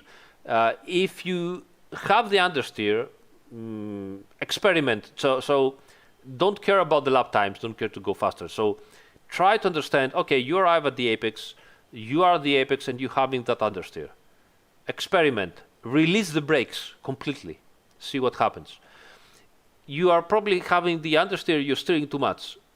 Go back a little bit, steer less. I know it seems counterintuitive, but go back a little bit.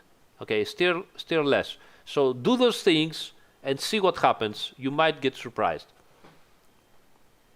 Hey Tomek, Toronto, nice. Caldwell Park. That's Michael has the question. That massive jump at Superbike is at Caldwell Park.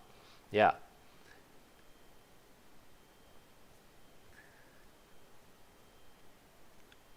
I have a guy in the chat whose name is Assetto Corsa. It's like talking to myself. How have you done to go England for taking track data? Actually, we were fortunate enough to have a great collaboration with, oh my God, I forgot, it's Parker, something, the driver that owns Brands Hatch, Alton Park, Snetterton, and Donington now, I think.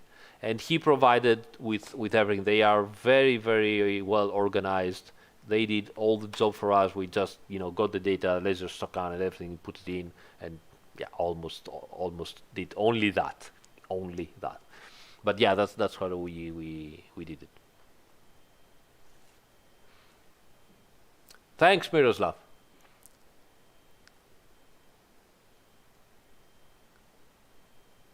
Chris, I don't know what you mean exactly. What is the shit?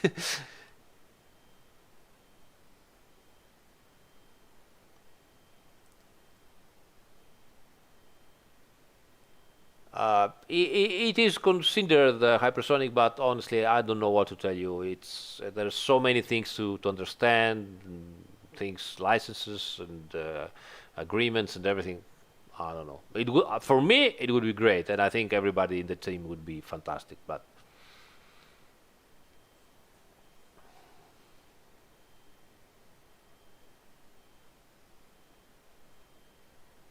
Jonathan Palmer, Celtic Pharaoh today doesn't have any questions, but has all the answers. Yeah.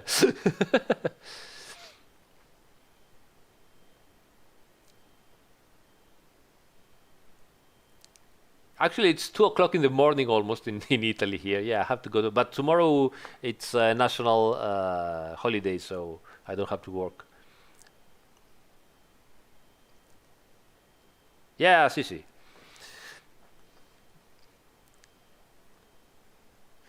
All right, guys. Yeah, enough for tonight. You're right. It's way too late, and also my people around the house probably won't be very happy that I'm shouting so much. So thank you so much for joining. Hope you had fun. I'm gonna do some extra live streams in the following days, trying to get better and faster into the circuit. I can see 55s even with this hot weather and 60 liters of fuel, so that would be nice. And yeah, so more practice in the following days, and then I remind you again, next week on Wednesday I'm gonna run the 2 hours race at Formula One Action. It's a Greek championship with some amazing drivers, actually real drivers, rally usually, because in Greece rally is very, very popular. Some very great Greek rally drivers, and yeah, we're gonna do that. All right, so thank you so much again, and see you on the next live stream. Obviously, as usual, I will cut the circuit walk and some other extra stuff here and there from this live stream, and I will post them in the following days. So take care, guys. Thank you so much. Cheers.